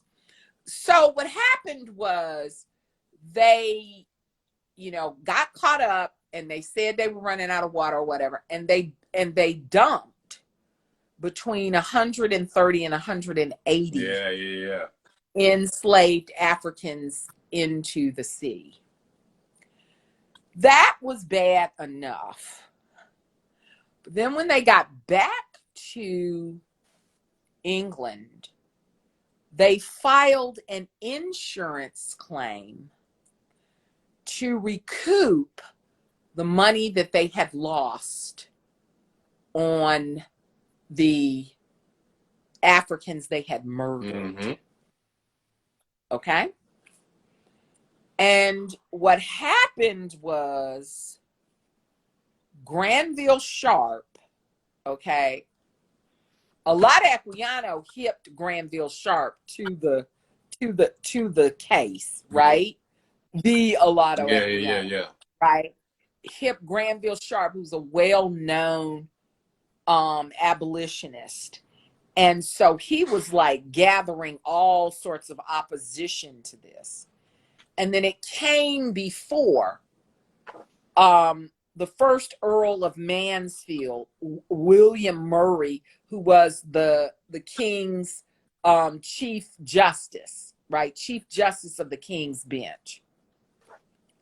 What's important to know, and this is one of the reasons this book is long and it has all these little, you know, whatever, is that at the same time that William Murray was judging this, he was raising a biracial child. Okay. Yeah. Dido Elizabeth Bell Lindsay, who was the out of wedlock child that his nephew had sired with an unnamed Black woman. That's the thing. The Black woman is always unnamed. Right? So many people speculate that it was because this child was in his household that even though he was really dry, okay, about, you know, the case or whatever, people speculate that because he was rearing this child, that it and then when he, in his will, he left the equivalent of something like $200,000 as well as a yearly, you know, yearly legacy to this girl, right?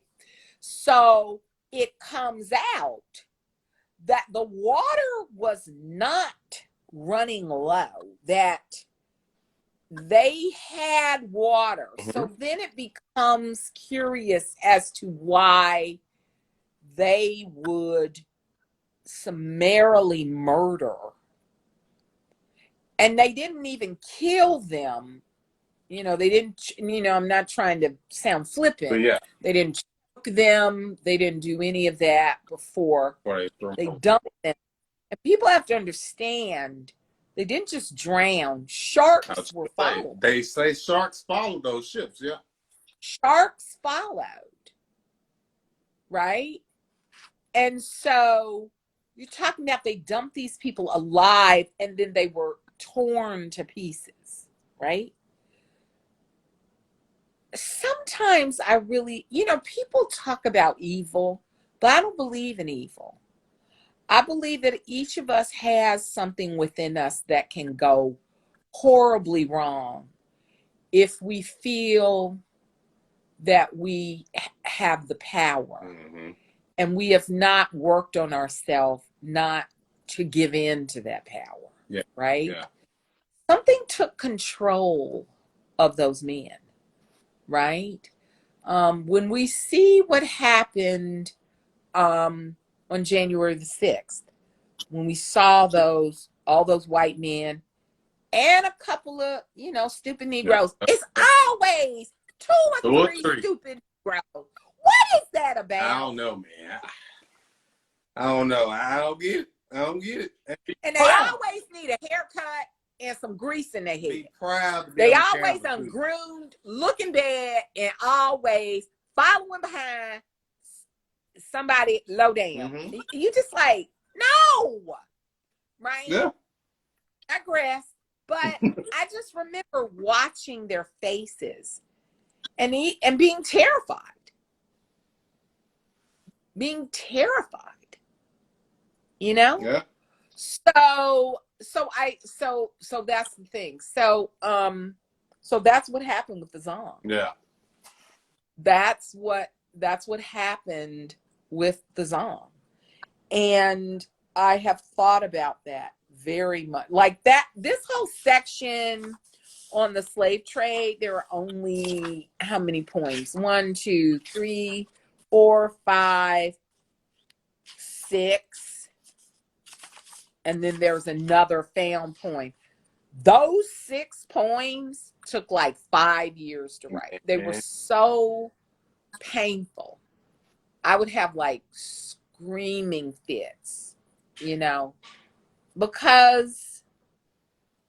I don't know, but I mean, we have seen what humanity can The one about the man that throws the chair. That one was the worst. That's the one where I had the screaming fits. The guy that I'm trying to see which one it was, but he throws the chair over. It's after hold on. According to, they have a long title. 20 is on 27. Okay, yeah, I'm with you. Right. And one of the reasons some of these titles are so long is I didn't want to have like long notes. Mm-hmm. But the other thing is I sort of wanted to refer back to the 18th century, right? Where they'd have these books that had these long titles, right?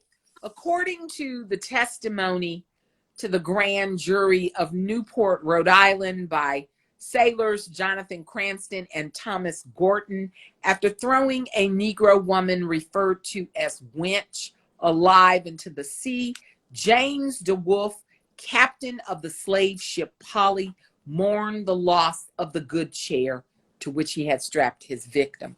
But what you need to know about DeWolf is the DeWolfs are still a huge, rich family in Rhode Island. Mm. They helped to bankroll Brown University. Yeah. Rhode Island is slave trading central. Yeah. Okay. So the DeWolfs are an esteemed family. And I just kept rolling that. I mean, you got to know when you have white men in the 18th century who snitch on you, it had to be bad. It had you. They was like, I'm not, when I get to the pearly gates, I do not want Peter being like, who this? Who this?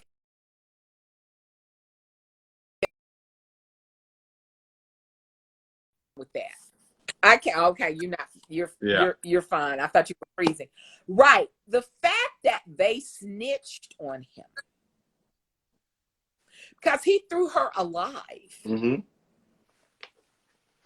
And if they strapped her to the chair, they could have strangled her first, right? That would have been a mercy compared to being eaten alive by sharks, right? And he was just like, wow, you know, I hate to lose that chair. That's the one that's the one that gave me screaming fits. That's the one that I thought, how? Listen. How could you be that person? But you know what? You keep pushing that envelope and you keep pushing that envelope and you keep pushing that envelope, and then you find yourself in the belly of the beast. Yeah. Yeah. You find yourself in the belly of the beast. Yeah. There's that. And that's why you got to stop yourself. There's that, you know what I'm saying? Where the child's like in the hull of the ship and is praying for mercy and for the person next to them to die. You know? Yes, the stowage of the Brit. So we know that picture. That picture is very well known. Stowage of the British ship. That's the picture that we all know about a slave ship. The tight pack, right? And so one of the things about the tight pack is that people need to know, when we're talking about slave ships, you had a shelf that was maybe 3 feet. Yeah. Okay. So people are crouched like this. They are crouched for 2 to 3 months. They are, can you imagine? Mm-mm. Right? And then it's 18 inches. The average is 18 inches between the shelf that they're laying on and the ceiling. Yeah. And then they're lying in their feces and their urine. And then there are rats, and then there are lice, right? And so, yes, you know, I have this person saying, you know, I need air. I need air, yeah. I need air. Yeah. You know, I remember, this is one of the poems that didn't make it into the book, when I went to Gorée Island, right? And people, you know, I mean, this is the thing. People have to understand, for Senegal, their number one import is tourism. Yeah. So they will say that 1 million slaves came through Gorée, but it was like 60,000. Mm-hmm. Okay. But even one is too many. Okay. But so when you go to Gorée, this is what infuriated me. And this is how you realize, like, when people have this sort of, you know, oh, we're all people and da da da da da. For me, this is a sacred space. But there was graffiti on all of the old buildings because their legacy is not slavery. Yeah. So they don't care about us. And I think one of the big problems was that I was like, don't try that bullshit with me. Okay, now we can connect human to human, but don't try that brother sister shit with me, because I can read facial expressions, Negro. Yeah. Okay. So I remember when I was on Gorée Island, and I had these beautiful embroidered pink slippers. This is back when, like, in a year where all the ladies were wearing these embroidered, you know, slippers, right? And there was an expatriate, a black guy, who then became my brother-in-law because he was married to my future husband's sister. So he was like, you will experience, and I'm like, I didn't come here for all of that. I came here to research, came here to see the people, came here to go to Gorée Island, came to see some of the archive, blah, blah, blah, blah, blah. But on Gorée Island, they have all these people, they're selling things.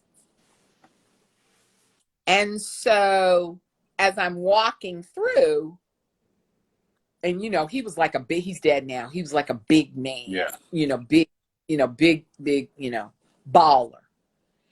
And he knew everybody, and he was trying to get me to buy things. And I'm like, no, I'm fine. Yeah. No, I'm fine. No, I'm fine. And he was like, why aren't you buying anything? And I said, I want nothing from this place. Do you understand? I want nothing from this place. This is not a theme park for slavery. Okay? People lost everything coming through here. I want nothing from this place. And so there was this one woman, and she was trying to, hustle me or whatever. And she was, like, wanting money or whatever. And I said, no, I'm not going to buy anything. And I had some other shoes with me, tennis. And I said, Uh-oh, you done broke up. Say it again. okay, Okay, can you hear me yeah, now? yeah.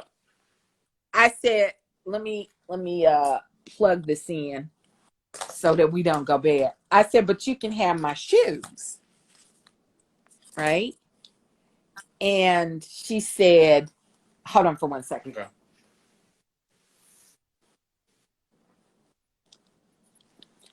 And she said, you'd give me your shoes? Uh-oh. Uh-oh. Did we kick out? Did we get lost?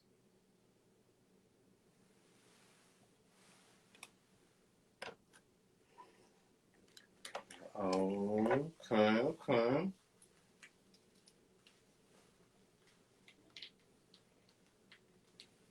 Can y'all still hear me?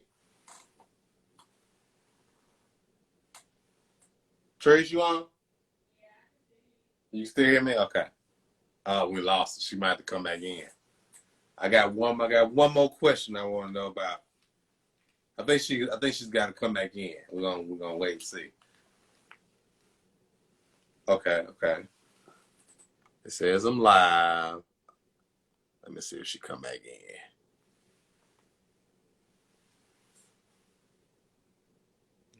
Okay. She gonna pop back in. I got one more. I gotta ask her this one. Then we'll let her go. How you know Miss Woods up in here, Michaela? You must have heard me ask.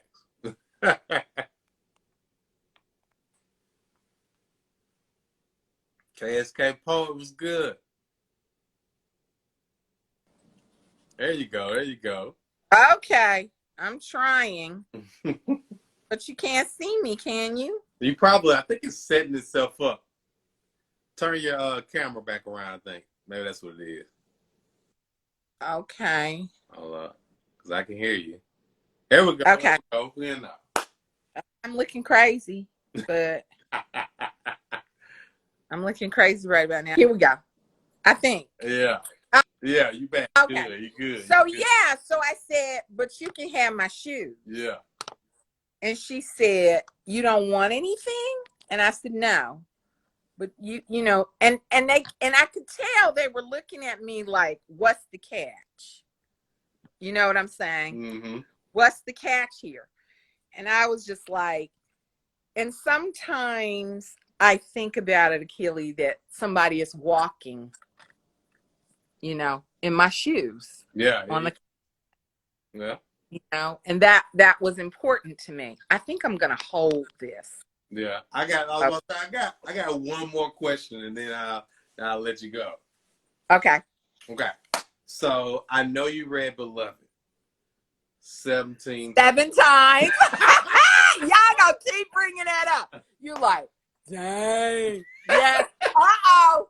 Okay, so you say you're gonna let me go, but we know this is gonna be, let me see, it's 7:54. We know this is gonna be at least a 10 to 15 minute conversation. Yeah. When you bring up Beloved, and that's okay. Okay. That's fine. And I'm gonna hold this phone. Yeah, what about word in it? Because I gotta make sure I say this. Yeah, here we go. Right. Because I got this little, I'm learning this technology, and this ring light thing is hard. Okay, so go ahead. I don't see. I know what I wanted to ask, so I can't. Go ahead. I gotta make sure I say it's the word. Friday night. So and then I'm gonna chill afterwards. So don't be scared. So there's I don't know what I did with the question, but I got the article pulled up. I can't remember what article this was that you mentioned this in, but I felt like it ties into like so much of the work that you've done. In Michaela says 7 or 17. 17. She read 17. She say 7, but it's 17 times. Y'all so funny. Go ahead now. So I think it's in 1662, Virginia came up with Partis Sequitur Ventrum. Partis Sequitur Ventrum. Okay. And what I want to know is, what impact do you think this had on mothering, on fathering, and how did it like rear its head in Beloved? Did you hear all that? I'm trying to do this because I can read it better than I can tell it. Okay. But I have wondered about that. I have wondered about Partis Sequitur Ventrum and what is the effect on motherhood, right?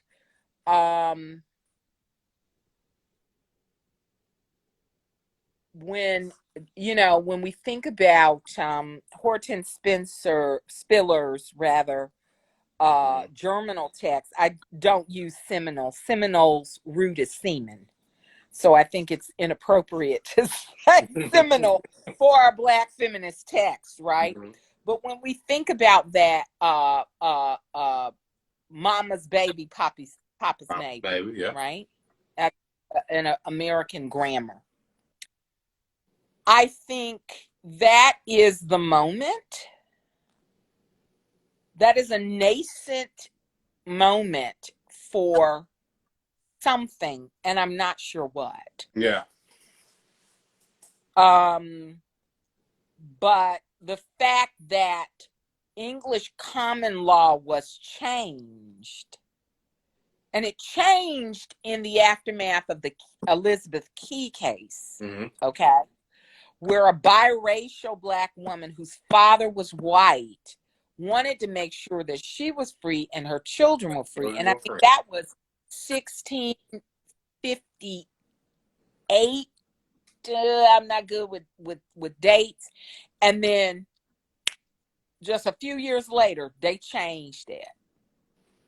They wanted to make sure, honey, that was never gonna happen again, honey, because it wasn't just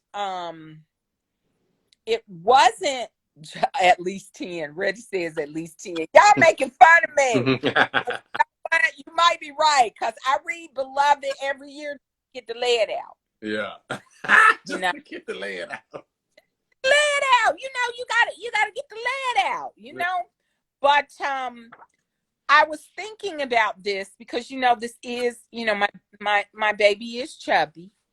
Okay.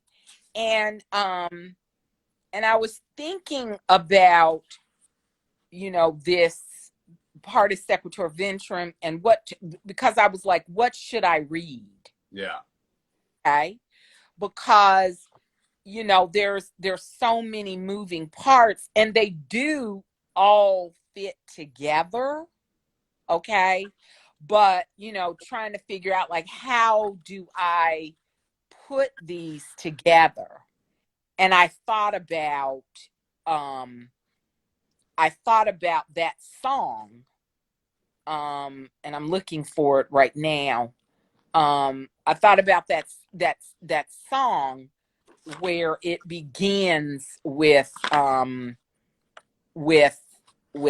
Partis Sequitur Ventrum. So hold on. I think I'm gonna find it right quick. I don't know if I made that one. Yeah, I think. Okay. So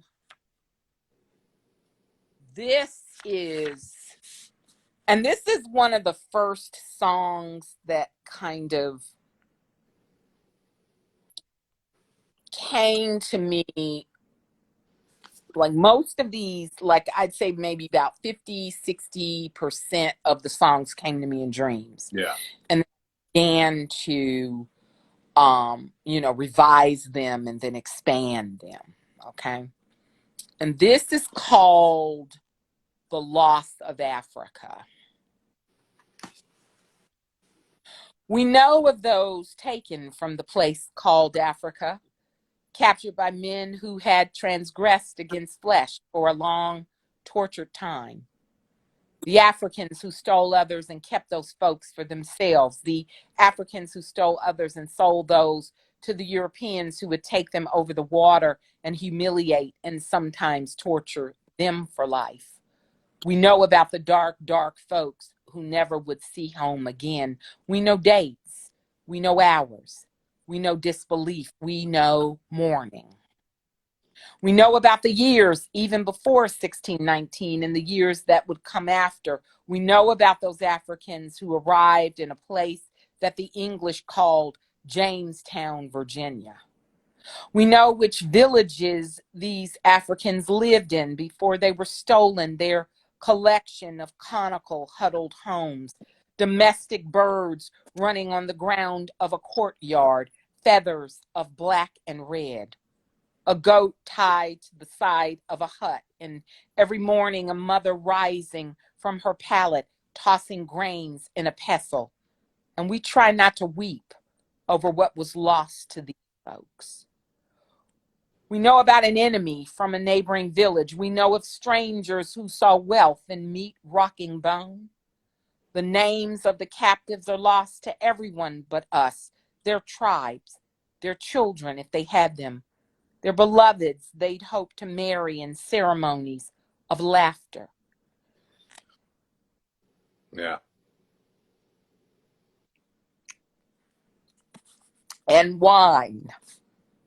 The rivers passing through their nations, their words for a rooster cock crowing, for a delectable fruit, skin the color of red, intruding yellow, for their warbles and ticks of joy. On that English ship that would land in Jamestown, the enslaved probably weren't locked in irons.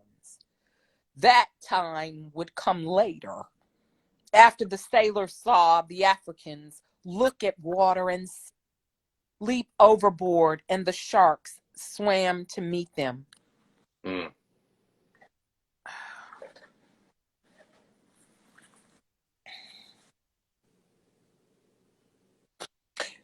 These 20 and odd folks would begin as bloody vectors, spilling lines across continents. More Africans enslaved by the English would arrive on ships. You already know that we know laws as well.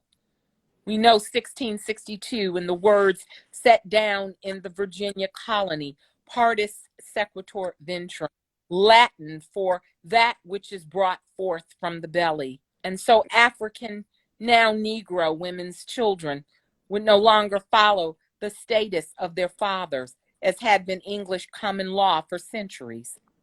Following a father's status was for white children.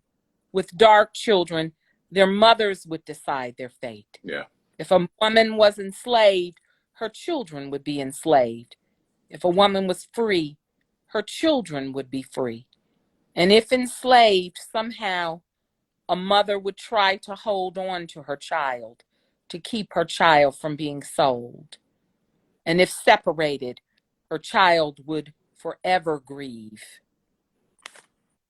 Sorry. Oh no, I've read that in to anybody but myself. Mm-hmm. So Thank you.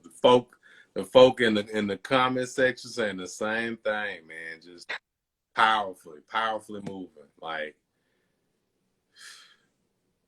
yes. you know, when you do this kind of work, your heart stays open, but it's difficult because, you know, your heart stays open and then you share with people, right? And that's what you're supposed to do. But it takes a toll on Takes you. a toll, yeah. It takes a toll on you. Yeah. You know. But I'm honored to do this work. Brother Robert does this work. Brother Robert LG, he does this work. We are honored to do this work. I think I can speak and say that for him. Yeah. I wouldn't speak the other way. But he's you know, he and I do this work, others of us do this work, but it takes a toll on you. It takes a toll on your body, takes a toll on your spirit. I've changed my diet so many times. And this year in particular, you know, with the pandemic and then going through edits, and I had started running. That's how I kind of was able to, you know, move things through me. And then I, you know, these anti-maskers out here, so I haven't run, you know, whatever. So, but you stay in prayer a lot. Yeah. You know. Yeah. We thank you. Like I said, you see it in the chat. We thank you for sharing and for doing the work. I was watching something, and it wasn't that far back. You were doing a reading like on Zoom, and you literally were talking about that. You were like, just how much of a toll it takes to do this work. That it's not something that you just like write down real quick in a slim notebook. I believe you said, you know, that this is like real work, and it's work. Even like, you know, when I started off, I wasn't in the archives formally. Yeah. Okay. You know, I would read something and that would spark something, and then, you know, and I don't think you have to. Thank y'all for being here. Thank you for blessing me, Devonia. I hope I'm saying your name right. Devonia B. You blessed me with your words. Thank you so much. You don't have to dive deep into the archives, but I think that when you do this kind of work where you commune with ancestors, right?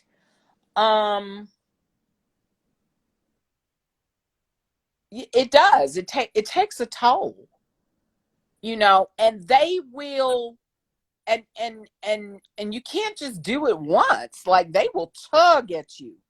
There are many times where I have woken up with scratches all on my face, right? You know, they will come to you and they're like, you know, you know, you said you would do this. Yeah. But they give back to you. Right? And that sounds strange, but they do. They give back. I mean, they take it from you. But I think also, when I'm about to say something kind of, you know, silly and funny, right? But that's why, you know, I have to get paid. Yeah. Because people don't really understand. Thank you, Theo. Theo reads. People don't really understand. Right. They're thinking, I mean, Black people, we never let anybody see us sweat. Yeah. Right? You know, when we're tired, you know, there have been times where I've been so tired, I'm just whimpering. Yeah. I'm just in bed, you know, having nightmares, doing this, trying to figure out, you know, binging because you empty yourself out and then you be eating all kinds of wrong food and all of that. And then that messes with your health and stuff. So, you know, that's why I've changed my diet and all of that, right? People don't really understand that, right? And so when you're dealing with most Black people, I won't say all, but you're dealing with most Black people who deal with slavery history, Jim Crow history, we're not going to show you what happens after the presentation. Yeah. Okay? We're not going to show you that. Okay? We're going to show up, we're going to have a great outfit on. My brother friend Guthrie Ramsey, right? Brilliant musician. You know, Bruh Guthrie, you know, and I talk a lot, right, online, right? And he's married to the genius MacArthur awardee, Dr. Kelly Jones. Okay. And she is the daughter of Amir Baraka. Okay. So genius just runs all through them, right? They got, he a genius, she a genius, they genius square, right? Wonderful people, doing really beautiful work. And so the thing is that, we show up, we're in a cute outfit, we got I got my face bead, I'm wearing my jewelries, I'm all of that. And people don't understand, and they take from you. Right. And that's okay. That's what we were, many of us, not all of us, but many of us. And remember now, Lucille Clifton was my mentor. So I remember like what the toll that it took on her, right? Her health. Okay, she had cancer, I think twice, 3 times, all of that, right? The research takes a toll on you, but we are strong. We are strong, but I also think that I don't want to have to be strong all the time. Right? I want to lay my head down on a soft place sometimes. I was just talking about this with my therapist, because my mother is one of those like real strong, and she said, well, why do you feel like you have to be that way? And I was like, my mother lost an eye to a butcher knife in a childhood accident, stayed out of school 2 years, and still graduated as valedictorian of her high school, and went to Spelman College on a scholarship. So when you come from that kind of woman, it is very difficult to say, I'm tired, I'm exhausted, Even my mother, like I would say, Mama, why don't you ever talk about these things? About growing up, and down the road, there was a lynching that took place. And she said to me, Honorée, if you start crying, you will never stop. Right? So, but it does. It takes a real toll on you. And I think that, I don't think many people understand it, but I definitely think white people don't understand it. They think that you just come in and you do your thing, and you do your thing, stand there, and you're lovely, and you're this, that, and the other, and and they don't know. They don't know that you're not just feeling your pain. You are feeling many people's pain. Yeah. Okay. And then they just think, they can pay you $100 and that's going to be okay. Okay. That's the thing. For me, one of the reasons I'm so grateful to have a wonderful agent, literary agent, Sarah Burns, and a wonderful editor at Harper, right? Aaron Wicks. Aaron Wicks is a genius and the world needs to know. Okay. Aaron Wicks is a genius and the world needs to know. And they both of them understand, what comes through me. But one of the reasons that I'm glad to be in fiction now and to have gotten a really nice advance, that I'm working really hard, please pre-order the book so that I can earn out that advance, is that I don't register as Lauren Olamina. If you know how many times, bro, Reggie, that I was like, when I read that book, I'm like, I can so relate, right? Yeah. I feel people, and a lot of times I have to say, return to sender. Return. What I? But the thing is that that's why, because when you do these readings, and when I was younger, hear me now, I wanted that attention when I did the readings and all of that. Thank you, Michaela Reeds. I appreciate you. Thank you, Theo Reeds. I appreciate y'all for pre-ordering. Right. But now my thing is, when I read, it's a benediction. Okay. I'm here among my people right now. Black folks. I felt safe. I read. You understand what I'm saying? But I don't need to hear myself read all the time. Mm. You know, when you're younger, you want that. Yeah. Right? You want people to hear your work and da-da-da-da. But now I'm like, every time I do a reading, I have to gear up for that. Yeah. Right? And people don't really understand that. Even over Zoom or, you know, IG Live, you still feel people. You feel them, you know. I don't understand how, because you're not even in their physical presence, but you do.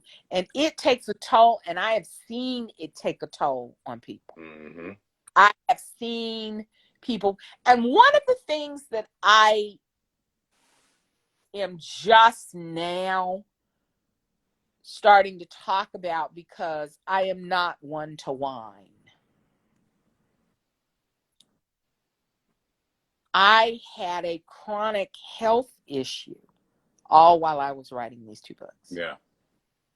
I had fibroids. And I got to the point where I was severely anemic. And so when I finally had surgery, what they pulled out of me was a 19-pound fibroid. Ooh. And my surgeon was like, "You are a warrior." And I said, "Dr. Gordon Reed, I just couldn't be a warrior anymore. I just couldn't do it. You know, I couldn't do it anymore." And I think about that. Like, there's certain things I just don't feel it's my responsibility. I remember the last time I saw Miss Lucille Reed, and she was up on the podium. And this is when we were talking earlier about the fear, that, to bring it back full circle, you said, do you still do nuance? Do you still do whatever? Emotional interrogation? No. Mm-hmm. I do emotional interrogation, mm-hmm. but I feel like I don't have to be careful the way that I want to look. Right? Mm-hmm. Once my sister died, and she died of the same thing that I had, she wouldn't get surgery. Once she died, it was like I laid it all down. I said, I cannot be afraid of people anymore. Okay? And I began to write truths. So what you see in this book, half of it was written. You know, some of the poems that are very careful were written before that moment. Mm-hmm. And then the other poems, right, are the ones where I'm like, I just can't care anymore. Right? And I remember Miss Lucille standing up on the podium and her saying, "What you need to understand is I'm not here to make white folks comfortable." And I was just like, because I remember I was coming up for tenure that year, and it was. Yeah, I already know. I already know.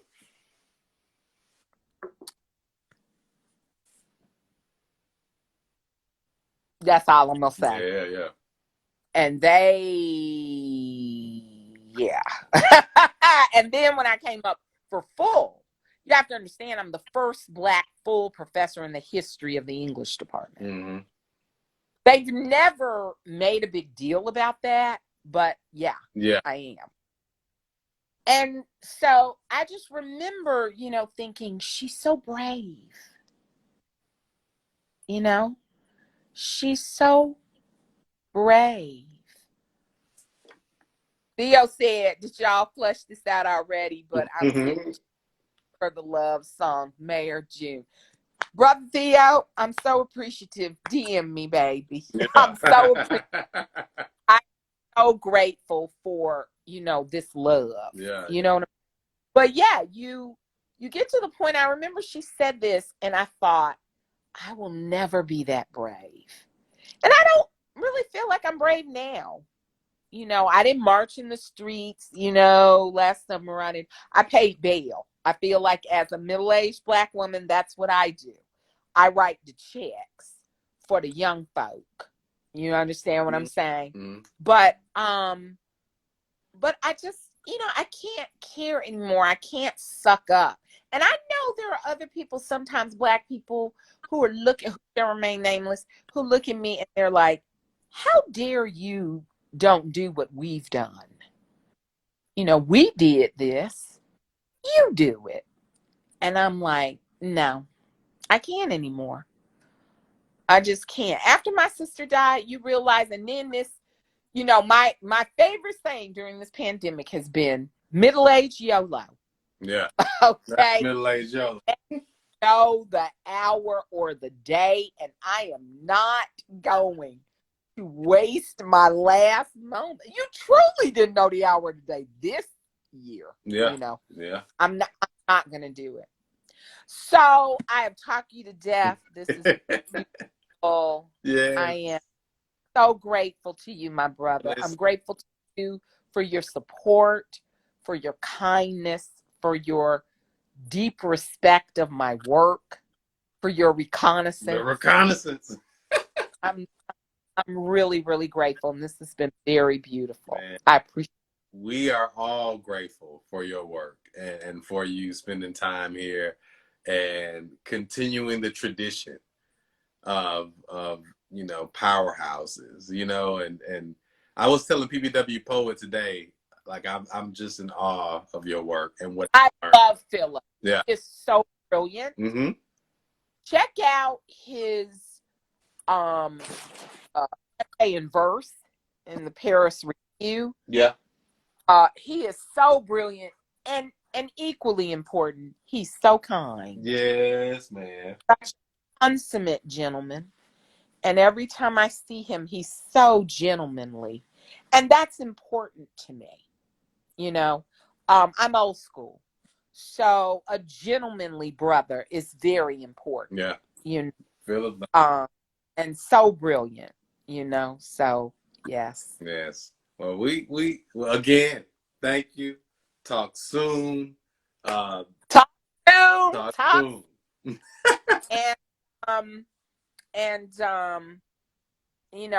I'm interested to see what's going to happen on the state of Bookstagram. Yeah. I will say that my press is on it, but there are particular, I don't want to speak out of turn, but there are particular sort of things that they do and they don't do for everybody. Yeah. Because I've been on top of that. Okay. So, and again, that's why I love having Aaron Wicks as an editor, because, I don't play, I'm just keeping it real right here. I don't play games with white folks. Yeah. Suck up. I don't play games. And that's one thing I love about Aaron. We're like, you know what I'm saying? We're like this. And no, I'm not keeping Harper in line. I was just like, I wanted to make sure that everybody who had requested an arc received it. Okay. I think that was very important to me. I wanted to make sure that if Black bookstagrammers were not getting paid, that white bookstagrammers were not getting paid, or white TikTokers were not getting paid. And that it wasn't, and I am satisfied. Yeah. Right? So whatever I'm offering, that has nothing to do with Harper. That's just me. I have a blessing fund. I'm an older person. older women, older Black women, we keep a blessing fund, right? Somebody, you got to help somebody pay for a funeral. You got to help bail somebody out of jail. So forth and so on. You know what I'm saying? But that has nothing to do with Harper. Harper, has their particular thing that they do and they don't do. But I am very satisfied. And let me say that if I wasn't, I wouldn't complain, but I wouldn't say anything. Yeah. I would never lie and say I'm happy. Okay.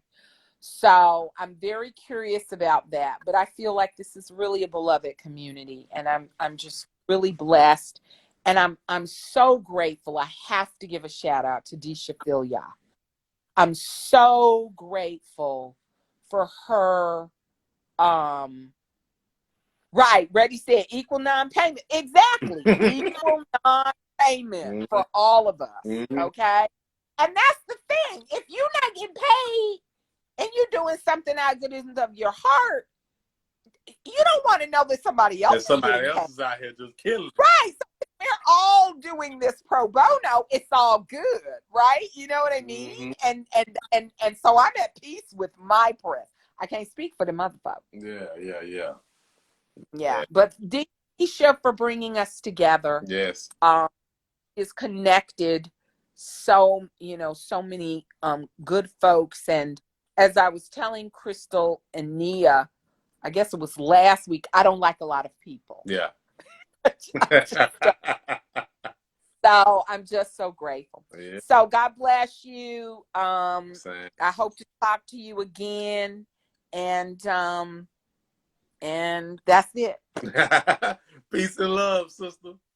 All right, my brother. Bye-bye now.